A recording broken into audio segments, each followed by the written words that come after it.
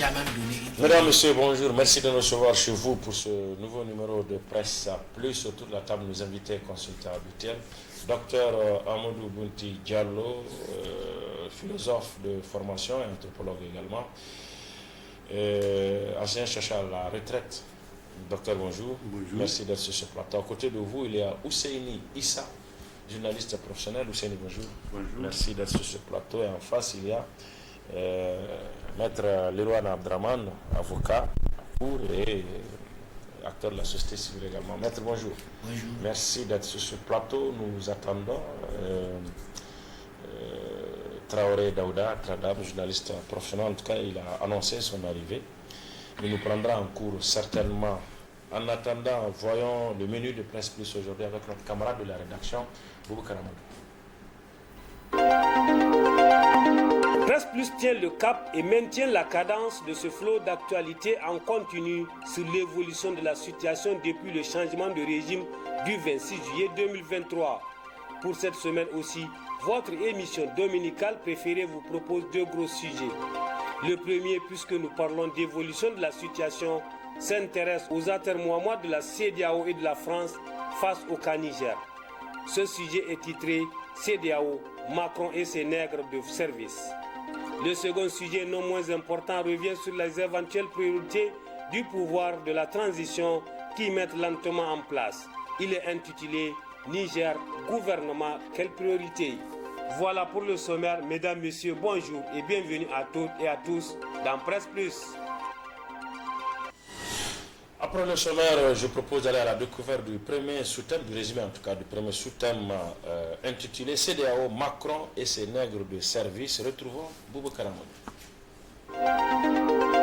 CEDEAO, Macron et ses nègres de service.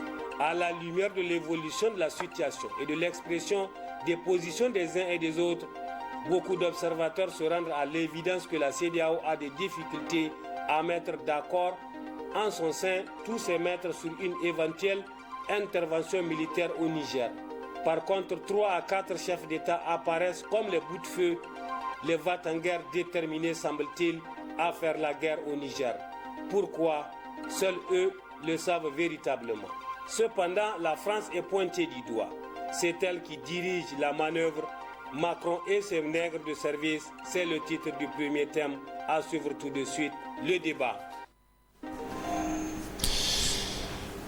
Voyons à présent ce qu'en disent les journaux parus cette semaine, quelques-uns en tout cas, les plus réguliers cette semaine sont revenus sur l'évolution de la situation vue de la CEDEAO, la situation du Niger vue de la CEDEAO. La CEDEAO qui après la conférence des chefs, la réunion de la conférence des chefs d'État du 10 août dernier, également réuni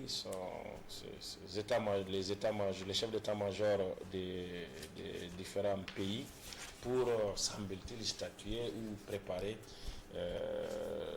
cette mise sur pied de la force en attente en vue d'une éventuelle intervention militaire au Niger. Le journal L'Éclosion, un hebdomadaire, a titré « Des chefs d'État guerrieros, la CEDEAO voulait ouvrir la boîte de Pandore pour permettre à la France de bombarder le Niger. » Des chefs d'État guerrieros, la CEDEAO voulait ouvrir la boîte de Pandore pour permettre à la France de bombarder le Niger. Et puis le Canard en furie, autre hebdomadaire, poussé dans le piège de Macron, la CEDEAO entre peur et devoir de servitude. Poussé dans le piège de Macron, la CEDEAO entre peur et devoir de servitude.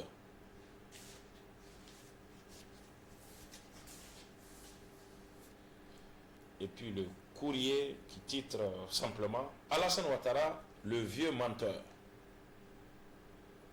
Alassane Ouattara, le vieux menteur. Alors, Ousseini, vous avez certainement suivi avec toute l'opinion publique nationale nigérienne et même l'opinion publique africaine et au-delà, certainement, cette réunion du 17 au 18 août dernier des chefs d'état-major des pays concernés où, semble-t-il, il était question de la mise sur pied de cette force en attente et éventuellement d'un plan opérationnel pour se déployer au Niger. Oui, tout à fait, Abdraman, n'est-ce pas? La CEDEAO, c'est pas la première, il y a eu une première réunion, la deuxième réunion s'est tenue à Accra pour essayer de peaufiner un peu ce qu'ils appellent plan d'intervention et que ça va être quelque part qu'ils considèrent que ça va être une simple promenade de santé. Ils vont venir tranquillement à la présidence et puis libérer Bazoum, le remettre sur son fauteuil. Bon, tout ça, on sent que c'est la France qui est derrière. On n'a pas besoin, comme on avait dit, de mettre des loups pour comprendre. À partir du moment où, dès qu'il y a eu le coup d'État, Macron s'est empressé pour convoquer un conseil de défense, comme si le Niger était un département, comme on avait dit, de la France. Et à partir de ça, on comprend que c'est la France qui est derrière, qui a la manœuvre. Mais avec le tollé au plan international, sur le plan diplomatique et tout, par rapport aux sanctions non seulement qui ont été prises au Niger, contre le Niger, qui sont des sanctions iniques, criminelles. C'est la première fois de l'histoire de l'organisation que de telles sanctions ont pu être décrétées contre un pays, des sanctions qui visent carrément à asphyxier le peuple sur le plan alimentaire, mais sur le plan économique également. Alors que c'est une organisation qui est censée quand même faire la promotion de l'intégration économique et sociale, n'est-ce pas? La CEDEAO s'est carrément écartée de ça. Et on comprend ce qui s'est passé. C'est un secret de professionnel. Ceux-là, les fuyards là, qui sont allés, qui ont géré pendant combien de machines, combien de 12 ans, 13 ans, ils ont maintenu le Niger dans une situation de je ne sais pas comment qualifier ça, c'est-à-dire une même mise totale sur les ressources du pays, une exclusion systématique, une mal-gouvernance caractérisée, le développement d'une corruption. Le système était totalement... C'est eux qui sont allés, c'est eux qui ont donné certaines idées, n'est-ce pas? Comme le fait de menacer même ceux qui vont vouloir participer à un quelconque organe qui viendrait à être mis en place par, comment on appelle ça, par la junte militaire. Une façon de dire, quiconque ose aller avec la junte, que la personne... Alors que c'est vous les fautifs. Et on voit un peu le comportement, on voit un peu aujourd'hui au grand jour, qui sont ceux-là qui nous ont gérés pendant pratiquement 13 ans. Ce n'est pas le pays qui les intéresse, les gens découvrent ça. Aujourd'hui, pour ce qui est des menaces, des explications ont été données par des experts, des gens qui connaissent. Ce n'est pas possible. Toute cette agitation-là, c'est pour défendre les intérêts de la France. C'est la France qui est derrière. La France tient à préserver ses intérêts. Elle a déjà perdu le Mali, elle a perdu le Burkina Faso. En Guinée, de l'autre côté, on n'en parle même plus. Aujourd'hui, le Niger reste le seul bastion de la France et la France ne veut pas perdre. Mais malheureusement, c'est trop tard. Le comportement que la France a eu à adopter et le fait de fermer les yeux sur toutes les dérives du régime qui cherche aujourd'hui à protéger, les gens ont découvert ça au grand jour aujourd'hui. Les langues se délient, même ceux qui n'avaient pas l'habitude de sortir pour s'exprimer sur ces questions, on les voit sur les télés en train d'expliquer ce qui s'est passé au Niger, la malgouvernance caractérisée. Alors, quand vous dites que vous allez venir, et vous voyez bien que toute la population nigérienne est derrière la junte, le soutien c'est quasi quotidien dans ce pays, il y a des manifestations de soutien. Alors le peuple c'est qui? Le peuple c'est ceux-là, les fuyards là qui sont allés vous raconter n'importe quoi pour dire qu'ils sont en train d'être harcelés. Mais qui les harcèle? C'est un changement radical de cap. Les Nigériens ont décidé, les Nigériens ont eu ce qu'ils attendaient depuis longtemps, parce qu'ils étaient bâillonnés. L'armée est venue les libérer. Et aujourd'hui, rien qu'aujourd'hui, il y a des manifestations sur l'ensemble du pays. Absolument. On reviendra dessus au moment où se tient, où nous tenons presque plus là, tout de suite. Évidemment, effectivement, il y a des manifestations non seulement à Niamey, mais aussi à l'intérieur du pays pour continuer à exprimer ce soutien dont vous avez parlé. Maître Lirwana Abdraman, des chefs d'État guerrieros, ou poussés dans le piège de Macron, la CEDEAO entre peur et devoir de servitude. Quand on voit un peu la une de certains de nos journaux, on voit un peu l'ampleur de la situation. Alors, mais on a entendu ce que le chef d'état-major, la réunion du chef d'état-major a conclu. Est-ce que c'est de la surenchère? Et merci bien, parce que là, c'est clair, tout le monde a compris que c'est la France qui est derrière la CEDEAO. Les experts, les analystes, les essayistes, tout le monde a cherché à savoir, mais ces 5 pays de la CEDEAO, là, il ne faut pas oublier que la CEDEAO a quand même 15 pays. Donc les 14 pays maintenant, dans les 14 pays, il y a seulement 5 pays qui s'agitent. Et on a cherché à comprendre pour savoir justement, mais quel est l'intérêt de ces pays-là à venir agresser le Niger, bien qu'ils tiennent comme alibi le rétablissement de la démocratie. Mais la démocratie, là, si elle était consommable, les Nigériens n'allaient pas chercher autre chose. C'est parce que cette démocratie-là n'est pas consommable que les Nigériens maintenant cherchent à faire un changement. Même pas rétablir la démocratie, mais construire la démocratie. C'est ce que nous sommes en train de faire. Et l'objectif est le même. Mais ici... Oui, avant de vous laisser continuer, quand vous parlez de 5 pays, vous parlez de quel pays? Oui. Parce qu'on peut essayer de faire le décompte. Oui, on peut. Vous avez dit un Oui, pays, les 14 pays, et vous avez exclu le Niger. Mais peut-être qu'il faut impliquer ou incorporer les autres pays aussi, qui ne participent plus aux réunions de la CEDEAO, dont le vote n'est pas, ou la participation ne sont pas prises en compte, notamment la Guinée, le Burkina Faso et le Mali. Avec le Niger, ça fait 4 pays qui ne participent pas aux réunions et aux prises de décision au niveau de la CEDEAO. Donc il reste 11 pays. Oui, il reste 11 pays. On fait le compte avec vous. Oui. Sur les 11 pays, moi j'ai noté, il y a 3 qui ne se sont pas exprimés en faveur de cette intervention militaire, ou même qui se sont prononcés carrément contre.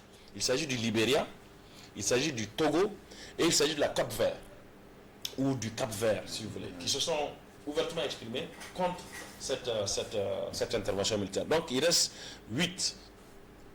11 moins 3, ça fait 8. Sur les 8, il y a 4 qui ne participent pas, qui ont dit qu'ils ne participeront pas militairement. Donc il y a la Sierra Leone, il y a la Guinée-Bissau, il y a le Ghana et il y a la Gambie qui ne participent pas militairement. Donc finalement, il reste 4 pays qui disent qu'ils vont participer militairement. Et il s'agit de la Côte d'Ivoire, du Bénin, du Nigeria et du Sénégal. Tout à fait. Vous voyez, tu viens de nous faire constater qu'il y a une dislocation même de la CEDEAO face à cette question-là. C'est une dislocation, ça. Donc, et la démocratie pour laquelle ils sont en train de chanter pour venir restaurer au Niger, les Nigériens n'en veulent pas. Ils en ont marre de cette démocratie-là parce qu'elle n'est plus consommable. Ils ont décidé de construire une nouvelle démocratie. Et quand tu prends dans les 5 pays-là, Abdraman, tu vas constater que il y a une contradiction. Rappelez-nous, lorsque les chefs d'État de la CEDEAO se sont réunis après l'ultimatum qu'ils ont donné pour venir attaquer, à la sortie de la réunion, tout du 10 août 2023, tout le monde a entendu de ses propres oreilles ce que le président en exercice de la CEDEAO a dit en 2 mots, que leur socle dans cette démarche-là, c'est la médiation. N'est-ce pas? Après ça, on constate que les chefs d'État-major ont une autre position que le communiqué qui a été rendu par les chefs d'État. Quand vous prenez par exemple, comment il s'appelle, Abdel Fattah ou Moussa, après la sortie, les propos de Tinubu de la réunion, il dit, si les choses se gâtent, nous irons au Niger avec nos propres contingents et équipements. Si d'autres partenaires démocratiques veulent nous soutenir, ils sont les bienvenus. Vous comprenez? Ici où une décision aussi grave que d'aller... C'est le président de la commission. Oui, le président de la commission politique de paix et de la sécurité de la CEDEAO. Donc, si vous comprenez, il y a quelque chose qui ne va pas entre les décisions des chefs d'État et les décisions des chefs d'État-major, notamment lui, Abdel Fattah Oula, qui dit que comme si les 4 pays là ou les 5, ce sont eux qui ont décidé d'aller à la guerre, quand il dit que d'autres partenaires démocratiques qui veulent nous soutenir. Donc là, vous comprenez très bien que la situation est en train de prendre une autre dimension, comme si quelque part c'est le Niger qui veut aller en guerre avec le Nigeria, ou le Niger qui veut aller en Côte d'Ivoire. C'est cette dimension-là que ça prend. Et je crois que dans les propos de Alassane Ouattara, lui aussi, qui ne sont pas les mêmes que le communiqué des chefs d'État, il a dit autre chose. Talon du Bénin, lui aussi, il est venu, il a fait un commentaire qui n'a rien à voir avec le communiqué et les conclusions des chefs d'État. Et comment il s'appelle lui aussi, il y a Talon qui a parlé, il y a Alassane Ouattara qui a parlé. Donc, des propos, des prises de position qui n'ont rien à voir avec ce que lui, Tinubu, a dit. Mais enfin, l'Union africaine, à travers la commission politique, dirigée... La commission paix et sécurité. Oui, non. Le Conseil de paix et sécurité, le CPS, ça s'appelle, je crois. De l'Union africaine. De l'Union africaine, à travers, je voulais dire, le chargé des affaires politiques, le Burundais, Évariste. Ils ont écrit, ils ont appelé le secrétaire général des Nations Unies pour leur dire de ne pas donner un quitus à la CEDEAO pour aller en guerre, parce que déjà ils ont la guerre du Soudan qu'ils sont en train de gérer, et que ça va être un gros fardeau encore de venir ajouter encore une guerre au Niger. Et je crois qu'Abdraman, il y a quelque chose. Oui, rapidement, parce que ce n'est pas sur votre seule intervention que vous allez épuiser tout ce que vous voulez. Oui, je sais. Par rapport à ça, on va revenir. Nous sommes en train de parler de la CEDEAO. Ça, je peux te laisser pour que les téléspectateurs sachent. Mais on parle des sanctions, mais on parle seulement de 2 ou 5 des sanctions économiques et financières, alors que les sanctions sont 8 ici. Sur lesquelles on va revenir tout à l'heure. Oui, il faut que tu rappelles, si tu ne donnes pas le temps d'expliquer ces sanctions-là, il faut que les Nigériens sachent qu'il y a 8 sanctions. Allez-y. Il y a 8 sanctions. Allez-y. Il faut leur lire ça, c'est important. Allez-y. Voilà.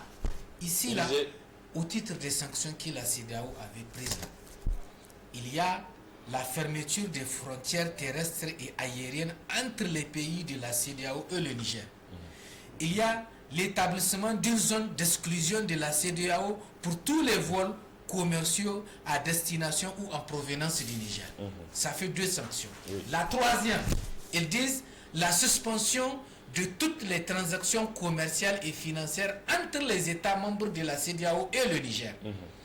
Le gel de toutes les transactions de services, y compris les services publics. Le gel des avoirs de la République du Niger dans les banques centrales de la CEDEAO. Le gel des avoirs de l'État du Niger ainsi que les entreprises publiques, parapubliques logées dans les banques commerciales.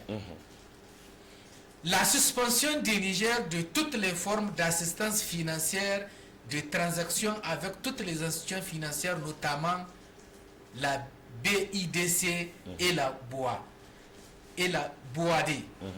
L'interdiction BOAD, l'interdiction du voyage et gel des avoirs des officiers militaires impliqués dans la tentative de coup d'État. Cette mesure s'applique également aux membres de leur famille et aux civils acceptant de figurer dans toute institution ou tout gouvernement à mettre en place par ces officiers militaires. Ces sanctions ont été prises, je le précise, le 30 juillet 2023, 4 jours après le renversement de régime, le changement de régime, donc du 26 juillet 2023.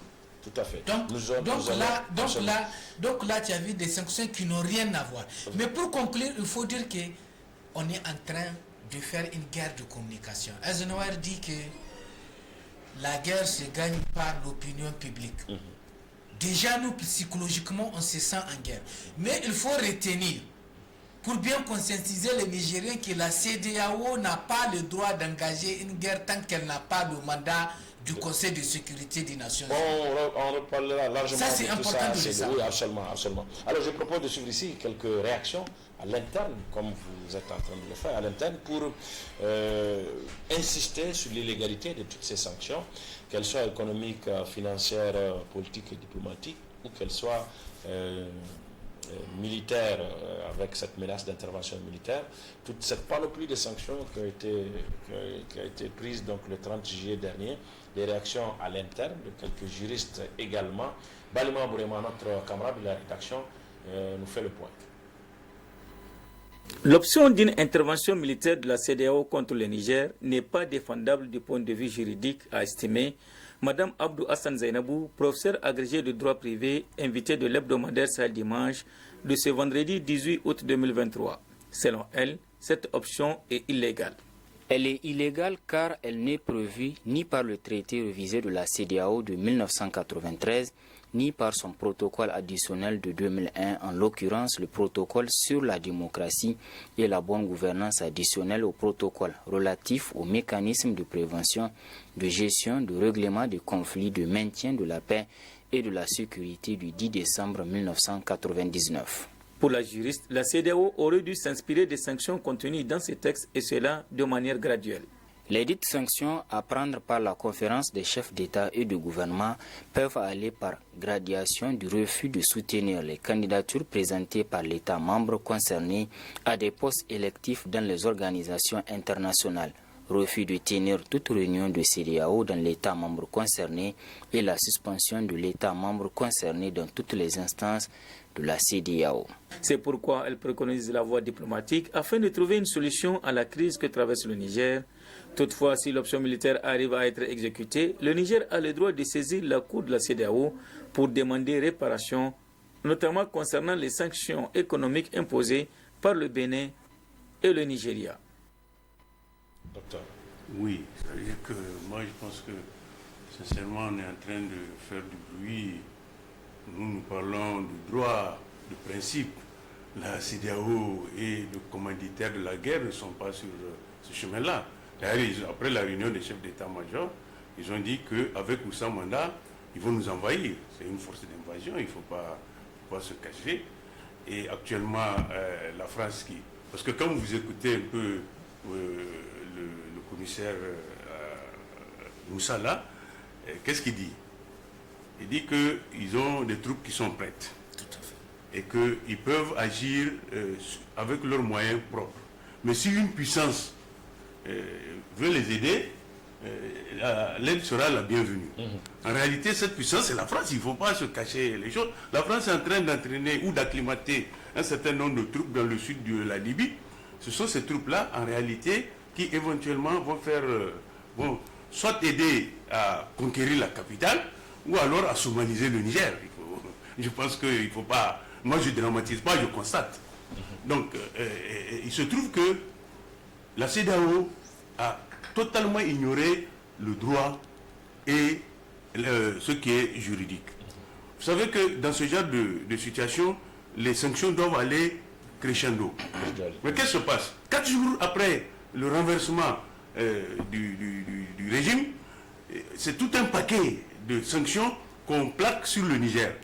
8 sanctions. 8 sanctions qui n'ont rien à voir en dehors de... Et la 9e, c'est la guerre. Oui, en dehors de trucs qui concernent les militaires et leurs familles là, en réalité, il fallait d'abord passer par un certain nombre de... Maintenant, la CEDEAO passe outre. La France ne veut pas. Pourquoi? Parce qu'ils ont constaté, la CEDEAO et les Français, ils ont constaté que dès au niveau d'Addis Abeba, ils ont été bloqués. Parce que les gens ont dit non, on ne peut pas vous donner un mandat sous du flou. Nous ne voyons pas les raisons pour lesquelles, à cause d'un changement de régime, on va vous autoriser à aller faire la guerre contre un pays souverain. Maintenant, qu'est-ce qu'ils font?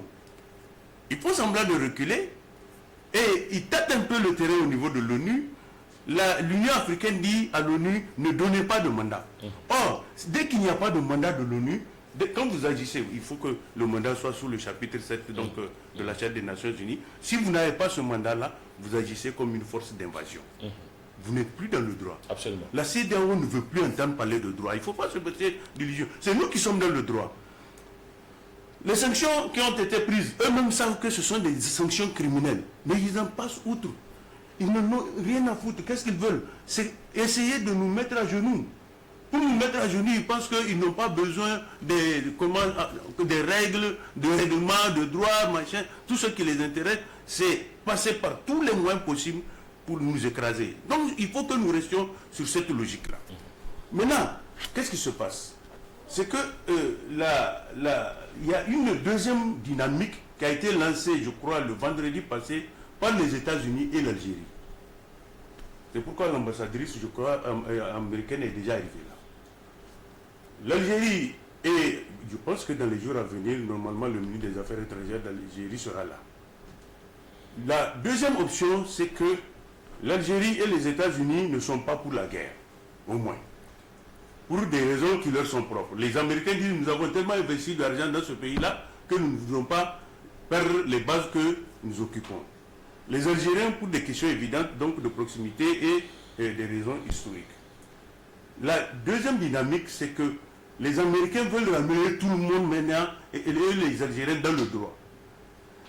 Faire en sorte que, à travers leurs propositions, qu'il y ait une transition sans Bazoum. Les Américains ont déjà tourné la page de Bazoum. Ils veulent une transition sans Bazoum. Tout à fait. Mais à la condition que la transition soit courte. Ils n'ont pas donné de délai. Moi, je pense que, du point de vue des Nigériens, cette proposition peut être acceptable. C'est-à-dire qu'elle peut servir de base de discussion. Je ne dis pas que les Nigériens vont l'accepter dans sa totalité. Mais on sait au moins que ces deux pays-là, eux, veulent couvrir leur action par le droit. Et ils veulent que l'ensemble des acteurs restent dans le droit. Mais la France et la CEDEAO ne veulent pas entendre parler. Et je pense que... On va développer davantage les propositions ou les positions des uns et des autres par rapport à l'évolution de la situation. Justement, les propositions qu'ont faites, le rôle de l'Algérie et tout. Pour le moment, je veux qu'on insiste plutôt sur le rôle de la CEDEAO et surtout des pays de la CEDEAO ou des chefs d'État de la CEDEAO qui veulent aller dans cette guerre avec l'appui de la France, comme vous dites on sait. Alors, la France, justement, on comprend que c'est elle qui pousse tout ça.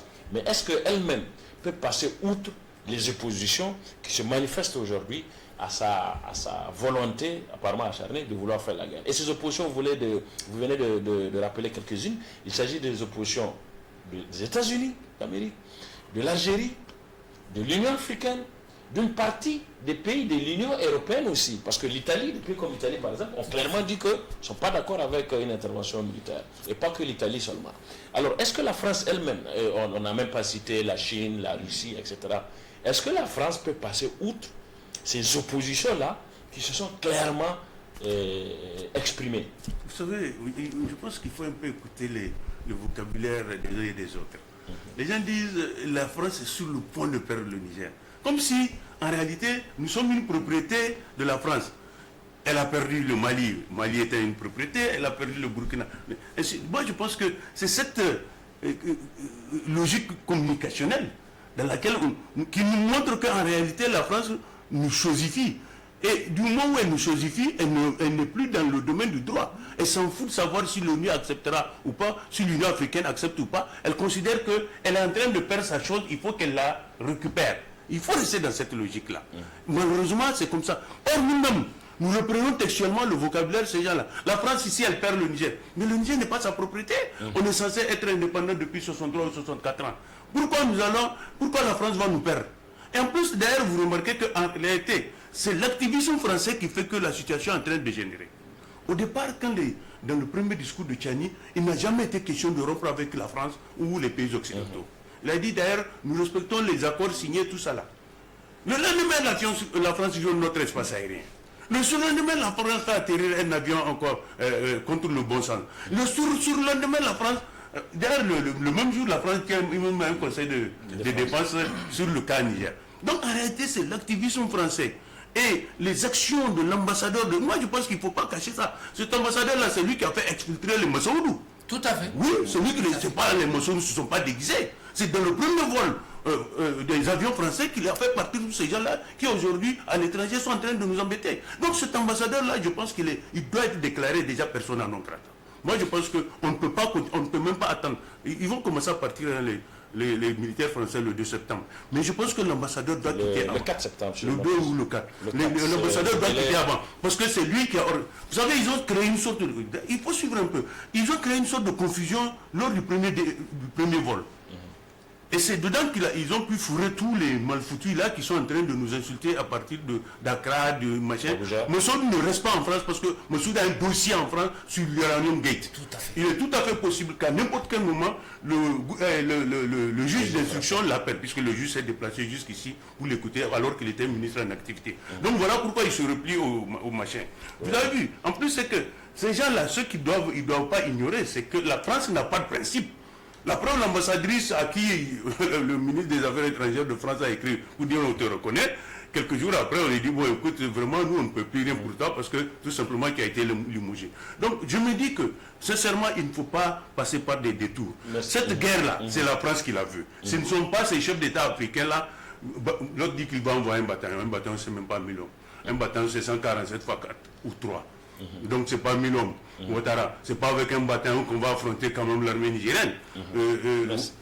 Merci. Talon qui s'agite. En 48 heures, on peut aller à Cotonou. Il ne faut pas que se bercer d'illusions. En plus, c'est que nous sommes dans une position où nous sommes dans une position défensive. Si réellement nous sommes attaqués, moi je pense qu'il faut me laisser un peu finir.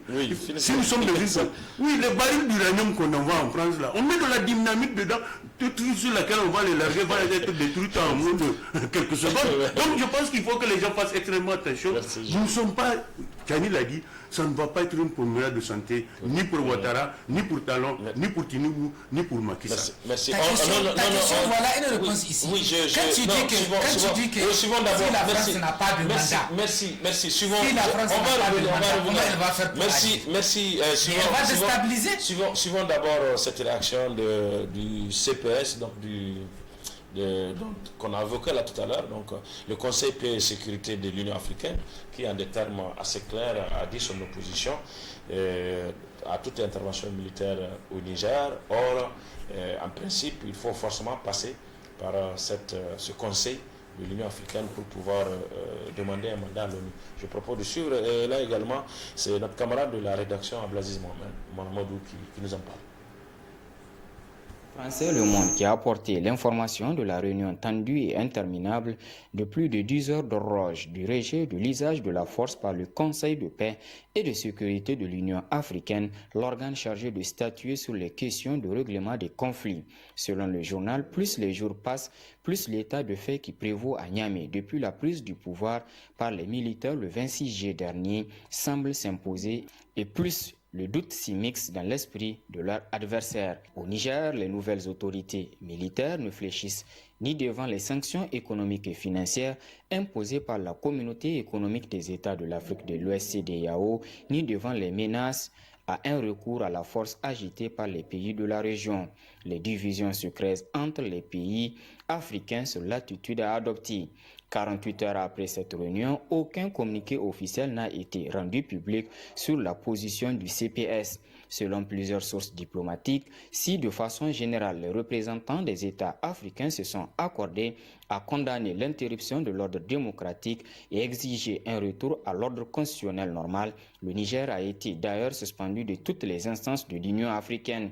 Cette position du Conseil de paix et de sécurité de l'Union africaine est un coup dur pour la CEDEAO qui a décidé, lors de son dernier sommet extraordinaire tenu le 10 août dernier, d'activer la force en attente de l'organisation dans l'éventualité d'une action militaire au Niger afin de restaurer l'ordre constitutionnel selon la CEDEAO.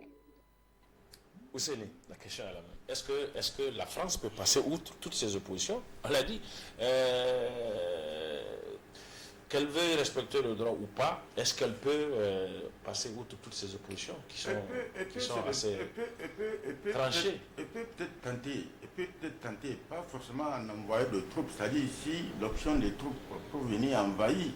Parce que leur vision, quand j'ai ces farfelus comment on appelle de chefs d'état-major, de parade là qui viennent, on va aller essayer une opération de salubrité qu'ils vont aller mener. Mais je dis, mais ces gens sont malades. Ils connaissent l'armée nigérienne, ils connaissent les militaires nigériens, ils connaissent comme avait dit, les officiers supérieurs nigériens, y compris sur des théâtres d'opération. Ils peuvent faire le bruit chez eux là-bas, mais ils ne vont jamais oser. Maintenant, je n'exclus pas qu'il y ait des tentatives, c'est-à-dire des tentatives d'infiltration pour pouvoir déstabiliser par d'autres actions, n'est-ce pas? Ça, je ne l'exclus pas. Mais une chose ici, c'est que si la France ose, à partir du moment, s'il n'y a pas un mandat clair et net, ce n'est pas seulement le Niger qui va en pâtir, c'est toute la sous-région. Et la France ne va pas être épargnée. C'est clair. Parce que ça devient une agression, l'invasion d'un pays indépendant, souverain. Alors, tout à l'heure, Dr Bounty a dit qu'il y a le narratif des Nigériens consistant la France ne veut pas perdre. Mais la France a considéré le Niger comme sa propriété avec l'avènement de ce régime-là. Ceux eux-là qu'on a chassés, ceux qui ont tout compromis. Dans les accords qui ont été dénoncés par la junte, pratiquement tous les accords, en deux seuls, tous les accords ont été signés sous le régime des Renaissance, n'est-ce pas? les engagements, ou du moins les négociations qui ont été faites pour la rivalisation de notre uranium, ils ont tout compromis. Aujourd'hui, il y a plein de choses cachées qui sont là, parce que tout simplement, la France considère que ces pions, ces mes éléments, je ne peux pas admettre que ces gens-là, on les charge du pouvoir, parce que si on les charge du pouvoir, tous mes acquis, je vais les perdre. Voilà un peu la crainte. Et c'est pour cette raison que j'ai dit, je n'exclus pas qu'il y ait d'autres types d'actions, mais pas forcément une intervention militaire où les gens vont venir parader, c'est pas possible. C'est pas possible. Ils savent c'est quoi le Niger. Ils savent que c'est pas une armée. Qui plus est, le Niger n'est pas seul. Le Niger n'est pas seul. Le Niger a des soutiens, deux soutiens de taille. Tout à fait. Qui sont des armées solides aujourd'hui. L'armée malienne et l'armée burkinabé. Alors, avec de tels soutiens, je vois un petit, comment ça s'appelle, Bénin, ou Sénégalais ou Ivoiriens qui vont venir. Ils connaissent la valeur des Nigériens. Les Nigériens qui vont dans les cas des missions des Nations Unies, ils savent ce que les Nigériens font quand ils vont là-bas. Par rapport à la stabilité, à la stabilisation dans ces pays-là. Alors ils savent, les soldats le savent. Maintenant, quand le président vient, il s'arrête comment ce monsieur, on sait comment tous sont arrivés au pouvoir. Alassane Dramane Ouattara, tout le monde sait. Tout le monde sait comment il est arrivé au pouvoir, il s'est maintenu, n'est-ce pas? Il allait jusqu'à modifier à son âge la constitution pour rester avec l'aval de la France. Talon qui s'agite à côté. Talon, tout le monde sait qu'il a écarté tous ces... Comment on appelle ça? Est-ce que c'est des démocrates, ces gens-là? Ce n'est pas la démocratie qu'ils sont en train de chercher à défendre. Ils cherchent à défendre des positions, ils sont là, des valets de la France. Il faut montrer à la France que nous allons rester derrière vous. En tout cas, dans cette bataille pour la récupération ou pour le... Sinon, vous avez déjà vu dans un coup d'État où ça a réussi et tout, les gens sont en train de mettre les institutions en place et tout, et des gens continuent à dire tentative de coup d'État. Ils continuent à maintenir ce discours, c'est tentative de coup d'État. Alors qu'on a un gouvernement, on a des nouveaux gouverneurs, on est en train de tendre. Aujourd'hui, il y a même la date, le délai de la transition qui va être discuté. Quand des gens viennent avec une position pour dire non, on va discuter. Mais vous allez discuter sur la base de quoi? Quel est militaire, quand j'ai entendu comment avait dit le président ivoirien qui dit bon, les militaires n'ont qu'à retourner dans leur caserne et ils vont installer Bazoum dans ses fonctions et ils vont se voir pour dire à Bazoum d'être clément. Mais alors, ce monsieur-là, il est malade. Alors, il va être clément, quoi. Quand je l'ai entendu, j'ai dit, mais... Et puis en plus, c'est qu'il décide seul, sans passer par leur assemblée. Tinubu qu'il avait, il a été bloqué par son Sénat, au départ.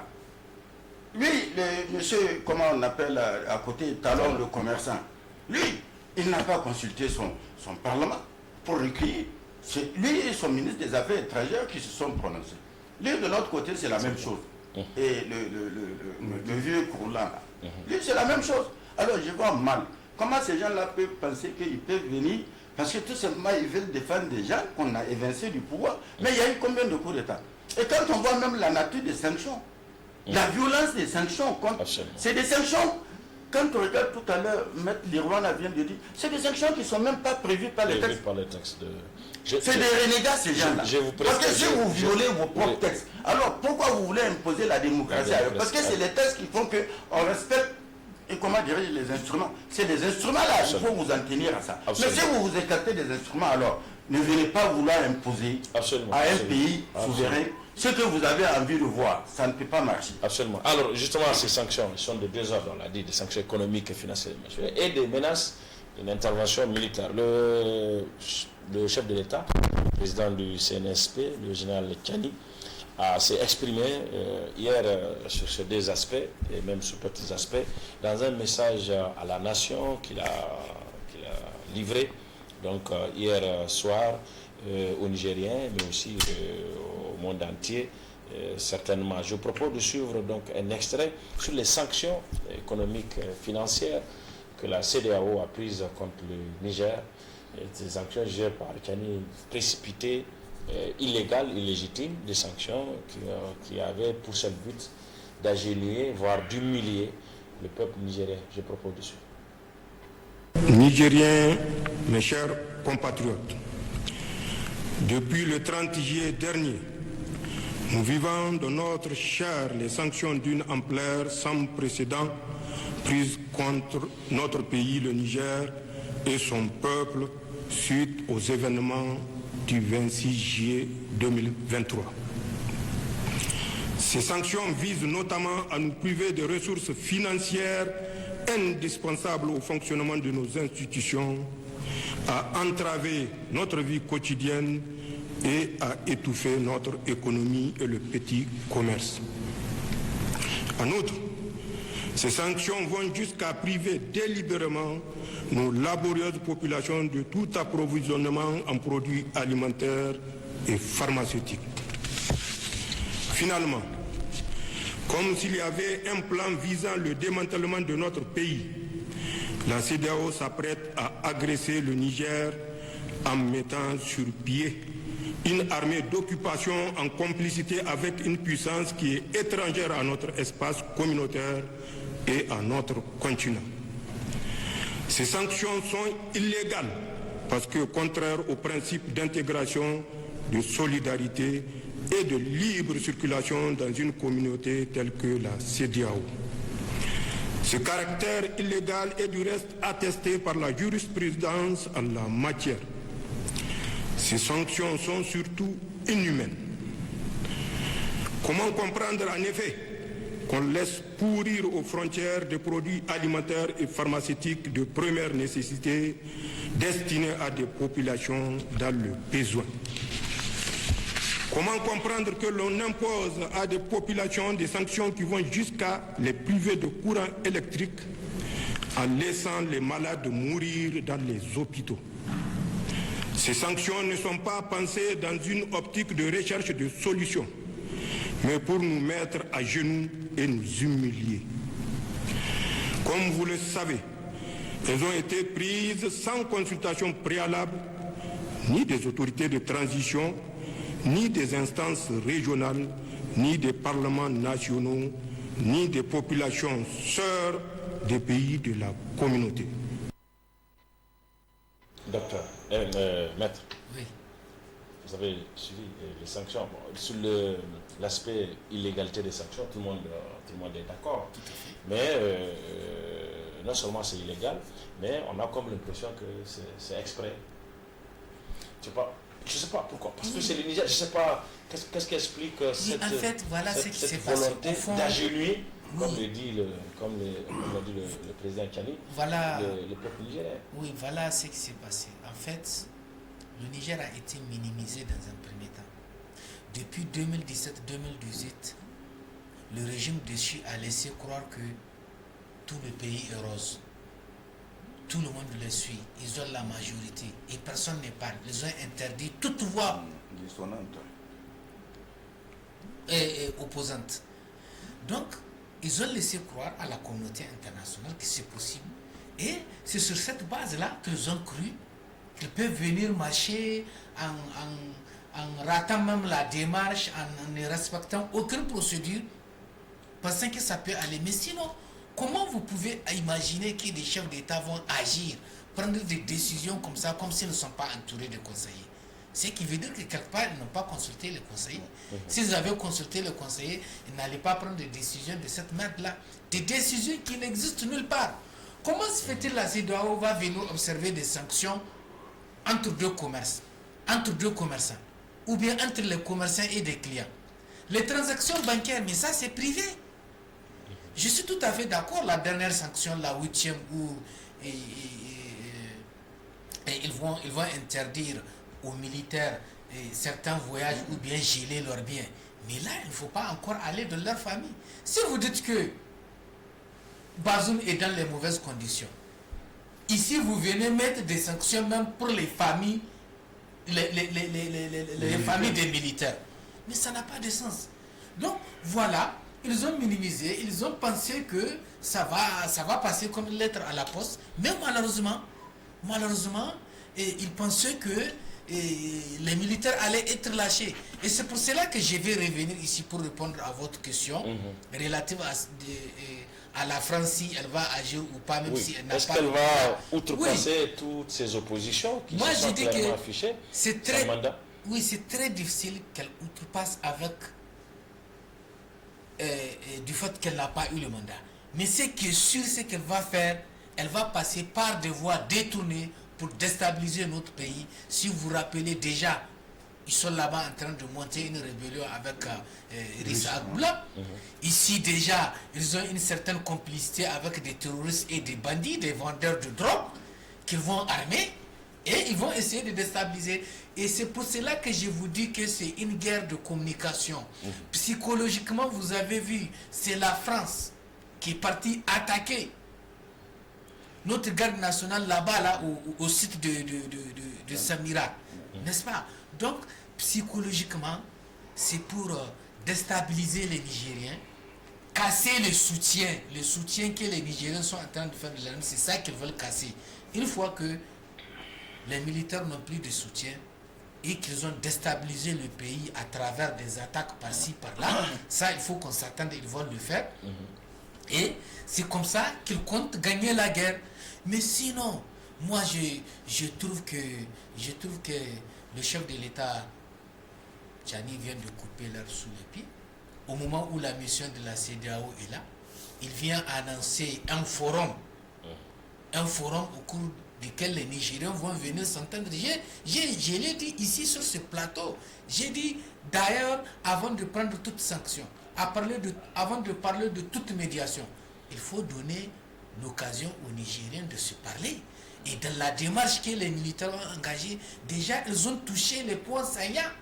C'est qu'ils ont reproché à la démocratie d'avoir écarté les opposants, ils ont mis les opposants en prison, d'autres les ont chassés du pays.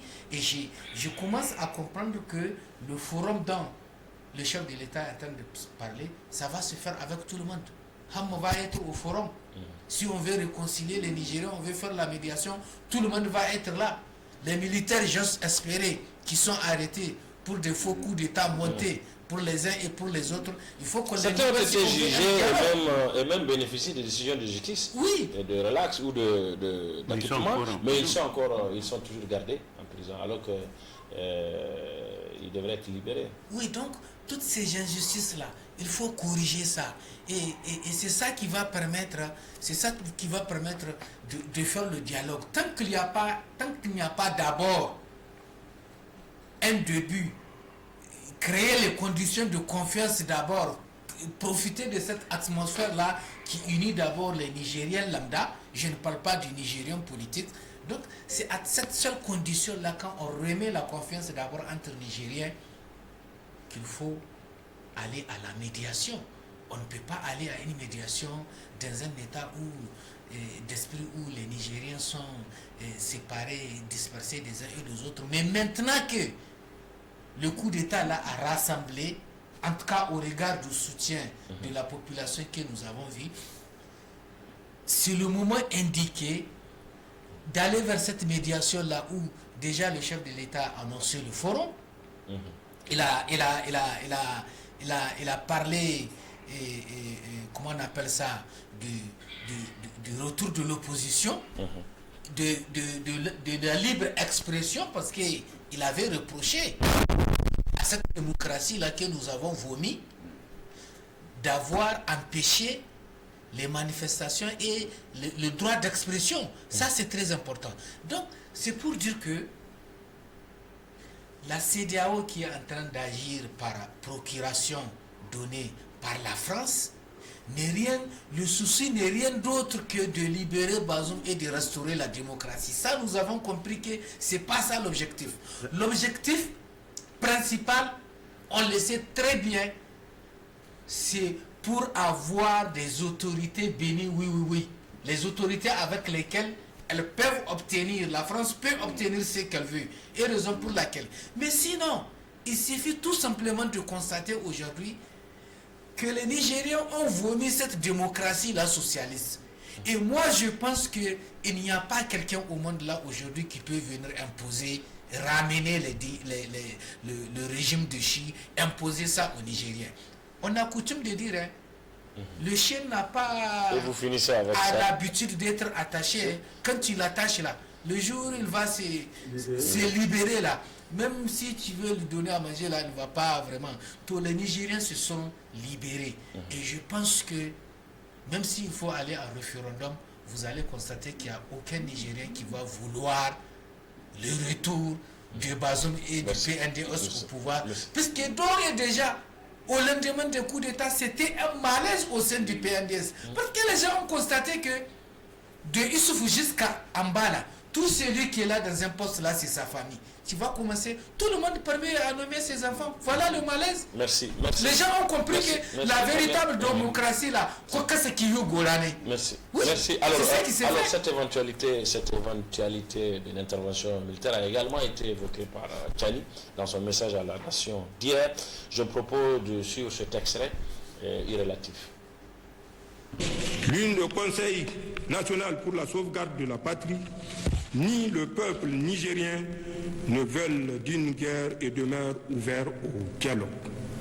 Mais qu'on nous comprenne bien, si une agression devait être entreprise contre nous, elle ne sera pas la promenade de santé à laquelle certains croient. En effet, ils trouveront face à eux 26 millions de Nigériens. Alors, on continue, pas que 26 millions de Nigériens, il y a aussi nos alliés, et là, le Mali et le Burkina Faso l'ont exprimé clairement, mais ils sont aussi de l'exprimer dans les actes, avec, semble-t-il, cet envoi d'aéronefs, donc, en appui donc, à l'effort de guerre donc, du Niger qui se prépare à une éventuelle agression de la part de ces troupes de la CEDEAO et de la France dont on parle. Je propose de suivre cet élément de nos confrères de la RT sur la vidéo de César.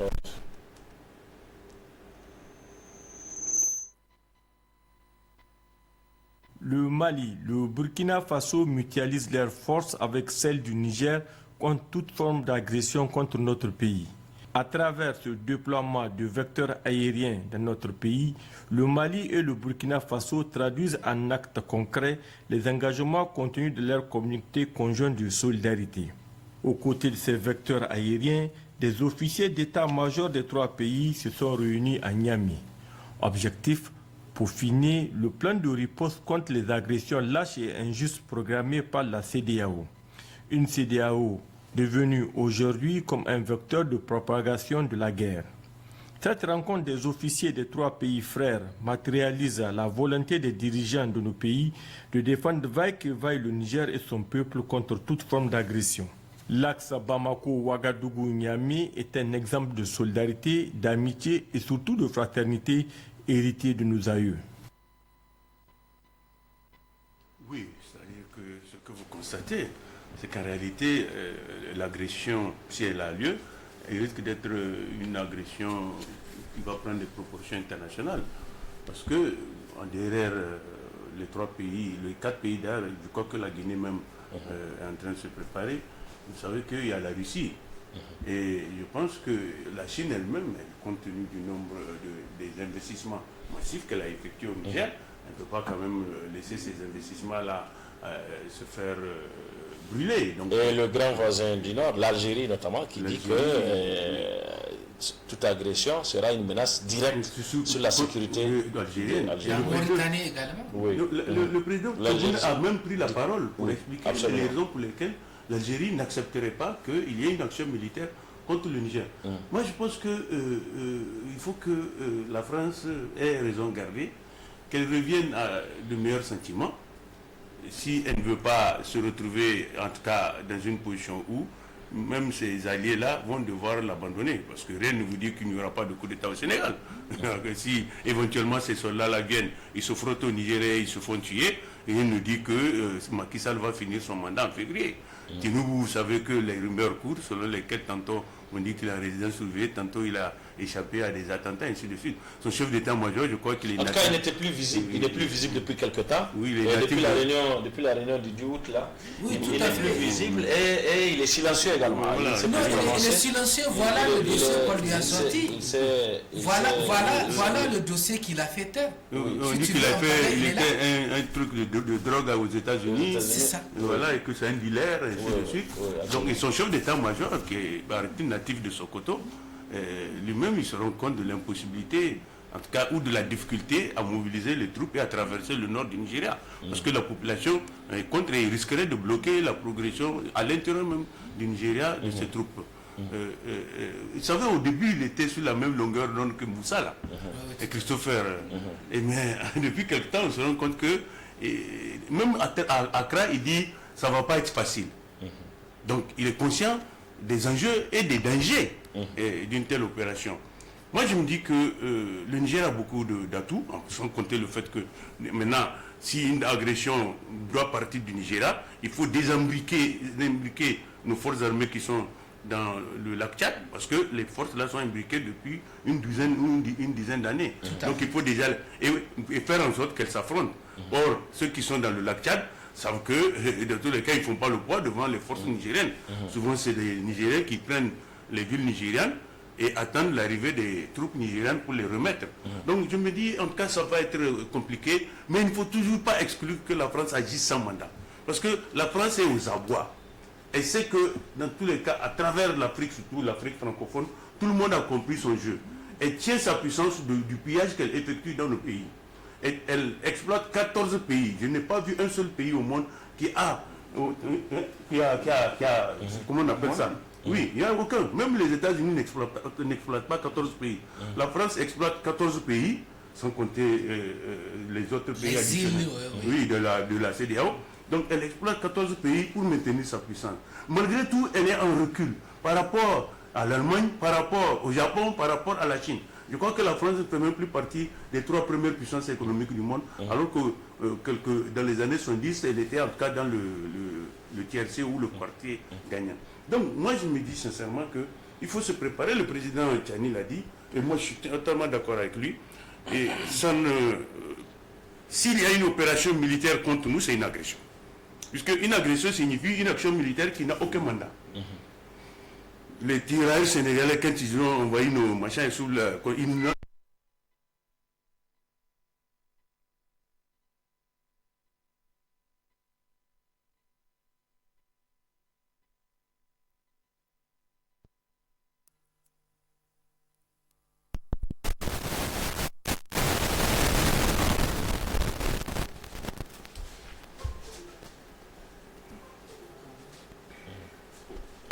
Oui, docteur. Allez-y, docteur. Oui, moi je me dis qu'il faut peut-être se préparer. Mais vous allez voir que le président Tchani a parlé aussi de la transition, des modalités par lesquelles on va organiser cette transition-là. Moi je pense qu'on ne peut plus revenir peut-être à la démocratie intégrale, c'est fini. Cette démocratie où n'importe qui, à partir de son sac, crée son parti politique. Non, je pense qu'il faut qu'on arrête ça. Et en plus, c'est que on ne peut plus mettre l'armée hors du jeu. Moi, je pense à ça, on a vu en Birmanie. C'est-à-dire peut-être que faire en sorte qu'après la transition, qu'un certain nombre de députés militaires siègent à l'Assemblée pour éventuellement bloquer des lois qui seraient anticonstitutionnelles ou qui nuiraient en tout cas aux intérêts de la... Il faut qu'on trouve une formule, mais je pense que l'armée ne peut plus rester dans les casernes parce qu'aujourd'hui l'armée a les compétences qu'elle n'avait pas peut-être dans les années 60. Je pense qu'il y a un certain nombre Mais pour le moment, il faut se battre pour qu'on lève d'abord les sanctions. Une fois que les sanctions sont levées, je pense que les choses vont aller d'elles-mêmes. Alors, Ousseini, avant d'arriver à vous, je propose de suivre avec nous cette mobilisation. En fait, en dehors des militaires et des armées, les populations également civiles se mobilisent. On l'a vu, on a parlé pendant ces derniers jours, ces dernières semaines, de recensement de VDN, c'est des volontaires pour la défense de la nation. Alors, ce week-end, le bruit a couru que un recensement massif est en cours pour recenser les jeunes qui sont volontaires pour s'engager dans la défense de la nation. Des milliers et des dizaines de milliers de ces jeunes se sont retrouvés au stade général Séni Kounché ce week-end pour se faire enrôler. Mais pour des questions, semble-t-il, de logistique ou de programmation, ce recrutement a été renvoyé à plus tard. Je propose de suivre cet élément de nos camarades de la rédaction de la télévision Bonferré. À l'appel des organisations de la société civile, ils étaient des milliers de personnes venues de l'intérieur du pays et de la capitale Niamey à se présenter ce 19 août pour le recensement des volontaires pour la défense du Niger. Vous avez vu, les gens ils sont motivés, les gens veulent être recrutés pour aller défendre leur patrie. Mais nous voulons appeler et rappeler aux gens que quand ils vont regarder nos annonces, nous n'avons pas parlé de recrutement de nos FDS. Ce n'est pas un recrutement militaire comme on le dit. Donc c'est un recrutement des volontaires de la patrie qui sont prêts à défendre la patrie. L'objectif, encore, c'est dû à quoi? À tout ce que nous avons comme attaque. Nous sommes en guerre, il faut se dire. Donc au niveau de la CEDEAO surtout, ce qui est plus récent, donc nous sommes en train de dire par cette mobilisation, nous voulons leur dire que cette guerre ne sera pas la guerre entre les militaires nigériens et eux. Cette guerre sera entre la population nigérienne et eux. Les volontaires ont exprimé le pourquoi de leur présence au stade général Séni Kounché de Niamey, leurs attentes et la situation trouvée sur place. On vit une note qui a été publiée aux réseaux sociaux parlant de recrutement volontaire. Donc, vu cette note, nous nous sommes engagés de venir voir si c'est vrai. Parce que voir si la note est authentique ou pas. Notre cri de ne plus faire ce genre d'action. Puisque même demain, si un grain parle, l'habitude de mentir, est-ce qu'on peut, on peut se comprendre quand même? Vous êtes prêt à vous engager dans l'armée? Oui, bien sûr, 100%. Voilà. Zaman banza ya ishe mu mu ta konkur ba mu samu sai an masu kuɗi yanzu ga shi na ga muna da komi muna da birebe muna da bak muna da lisas in mutane mu aiki ba mu samu sai dai a bayan masu kuɗi abun da ya ishe mu abun da ya samu soshi muna so mu kare kasar mu muna so mu kare kasar mu turawa suna nan da su wace mu muna da uranium muna da petrol muna da charbon muna da fer komi muna da amma ba nan kasar mu ce baya ba komi ana nan ba nan ga muna komi. Au vu de la forte mobilisation du jour pour le recensement des volontaires pour la défense du Niger, les initiateurs étaient contraints d'arrêter le travail dans l'optique d'une nouvelle convocation en vue de finaliser ce processus qui ne vise que la défense de la patrie selon les organisateurs. Il n'y a pas que les jeunes qui veulent se faire recruter comme volontaires pour la défense de la nation qui sont mobilisés, il y a aussi les femmes. Les femmes qui se sont mobilisées hier à la devanture de la base militaire française ici, logée au sein de l'escadrille de Niamey. Et c'est au niveau de ce rond-point escadrille que des milliers de femmes également se sont mobilisées. Je propose de suivre les images.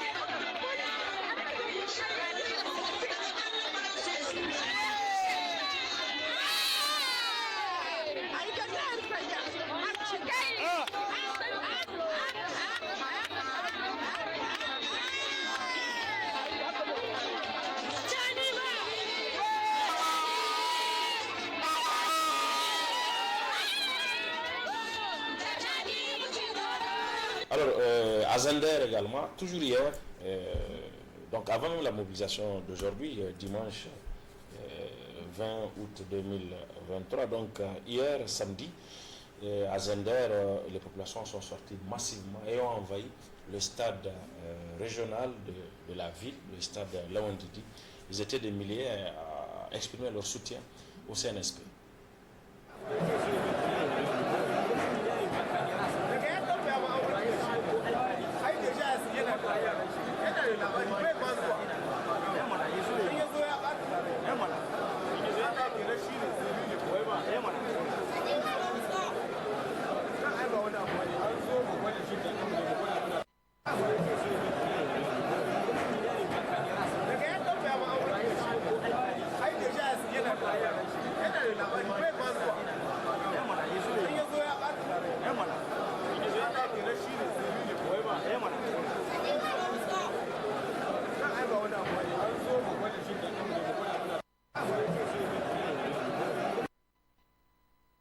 Le Monde aujourd'hui, par exemple, titre à ce propos, qu'on peut voir à la une donc, du journal cette semaine, la France et la CEDEAO se soucient-elles de la vie de Bazoum?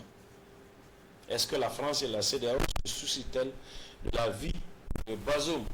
Interroge le journal. Le journal Le Hérisson qui demande: le CNSP va-t-il gagner la bataille de la CEDEAO? Le CNSP va-t-il gagner la bataille de la CEDEAO? Et puis l'enquêteur, l'hebdomadaire L'Enquêteur, dans sa parution du 14 août, le journal titre: l'armée la plus puissante ne peut vaincre le désir de liberté d'un peuple, l'impossible retour de Bazoum Mohamed au pouvoir. L'armée la plus puissante ne peut vaincre le désir de liberté d'un peuple, l'impossible retour de Mohamed Bazoum au pouvoir. Et enfin, le Canard en furie, l'hebdomadaire Le Canard en furie, qui titre pour caricaturer. Et il dit à sa une: un sabre en bois suspendu sur la tête du Niger. En parlant de cette menace d'agression militaire, mon fils pense que c'est un sabre en bois suspendu sur la tête du Niger. Donc un sabre en bois qui risque de se casser au contact. Oui, maître, qu'est-ce que vous en pensez? L'armée la plus puissante, ce titre de l'enquêteur, l'armée la plus puissante ne peut vaincre le désir de liberté d'un peuple, l'impossible retour de Bazoum Mohamed au pouvoir. Oui, c'est vrai, parce que le désir du peuple, il est là. Il a vomi la démocratie socialiste qu'on veut rétablir. Il a vomi le régime déchu. Et je ne vois pas, face à la détermination d'un peuple, vous avez vu de vous-même les images que vous avez montrées des volontaires, des Nigériens volontaires, des jeunes. Certains ont quitté l'université. Hein. Certains sont au lycée, ils sont partis pour s'enrôler. Donc c'est pour vous dire que cette affaire aujourd'hui, les Nigériens se sont appropriés de la chose parce que eux seuls savent les 13 ans qu'ils ont vécu. Ils ont vomi tout ce qu'ils ont vécu là, ils l'ont vomi aujourd'hui et on leur demande de manger leur vomissement là, mais c'est pas possible. Je crois que dans les notes d'audience des informations que nous avons reçues, les Américains ont adopté cette attitude là parce que ils ont compris que le peuple du Niger est déterminé. Et l'un des diplomates, notamment Blinken, a dit non. Si les États-Unis vont dans une option de guerre, ils risquent de rencontrer un Somali au Niger. Oui, les Somaliens. Comme les Français à Dien Bien Phu, la guerre de Dien Bien Phu d'Indochine. Et c'est comme ça. Ils ont constaté que le peuple est déterminé, il est soudé, il ne s'attendait pas. Et raison pour laquelle maintenant, ce n'est pas des actes de déstabilisation qu'on veut et psychologiquement et gagner une guerre psychologique des Nigériens. Jusqu'à hier, les gens étaient dans la psychose, mais qu'est-ce qui s'est passé au palais? Il a fallu de communiquer pour démentir. On connaît que c'est certains... Oui, absolument, des regards, notamment des informations flash sur les réseaux sociaux. On parlait d'une mutinerie. D'une mutinerie, vous voyez.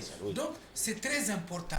Et les images que vous êtes en train de montrer, la détermination et l'engagement des Nigériens aujourd'hui à faire face à cette situation où moi j'ai dit d'ores et déjà la CEDEAO a perdu la guerre.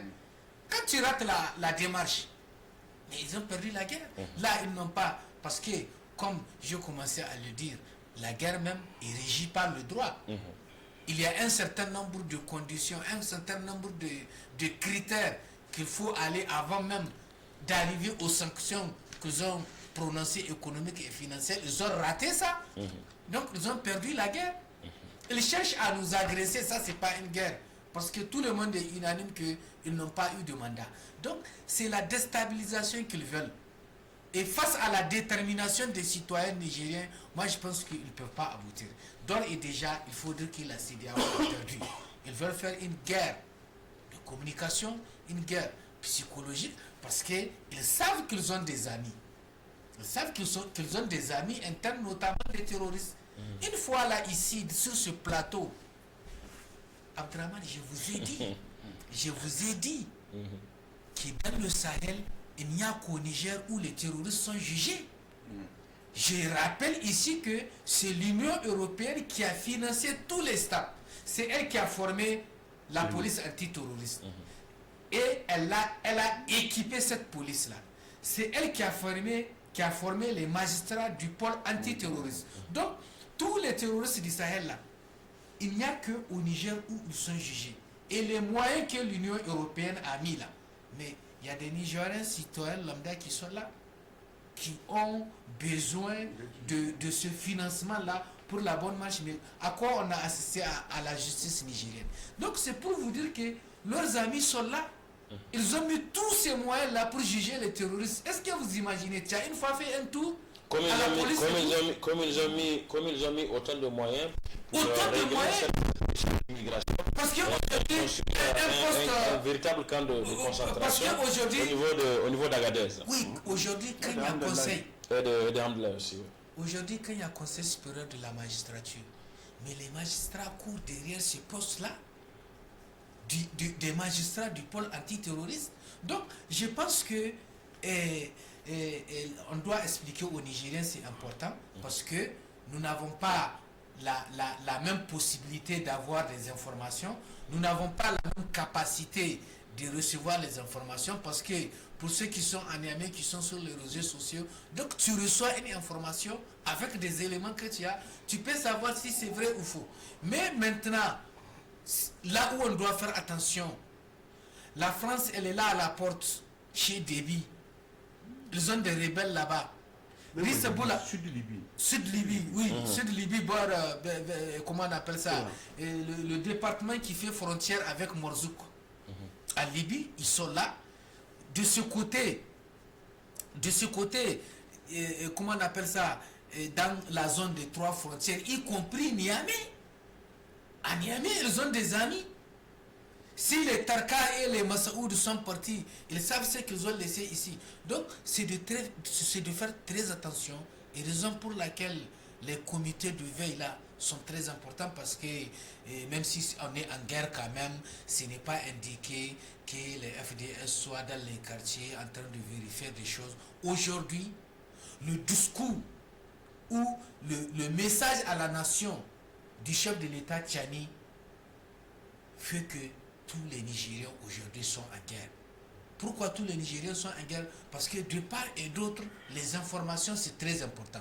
Donc, voilà là où la France veut profiter avec ses amis internes pour essayer de créer un état de déstabilisation psychologique et casser le soutien des militaires, casser le soutien des Nigériens aux militaires et créer la panique, créer la psychose. C'est ça qu'ils veulent. Et je pense qu'ils ne vont pas aboutir, parce que là où les Nigériens sont sortis là, ils ne veulent pas retourner là-bas. Absolument. Oui. Absolument. Alors, autre information qui a fait le tour des réseaux sociaux, mais pas que des réseaux sociaux, on l'a compris, l'aspect sur lequel la France et le Conseil européen et quelques autres partenaires ont voulu jouer, notamment la santé, l'état de santé du président, de l'ancien président de la République, donc Bazoum Mohamed. Le Conseil de l'Europe a même dit qu'en cas de détérioration de l'état de santé du président Bazoum, cela peut conduire à des conséquences. Ça fait partie de la surenchère aussi communicationnelle.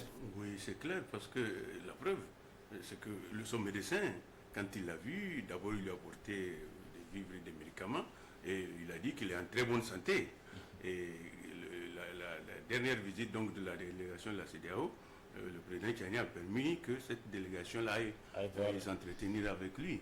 Donc c'est un prisonnier quand même de luxe.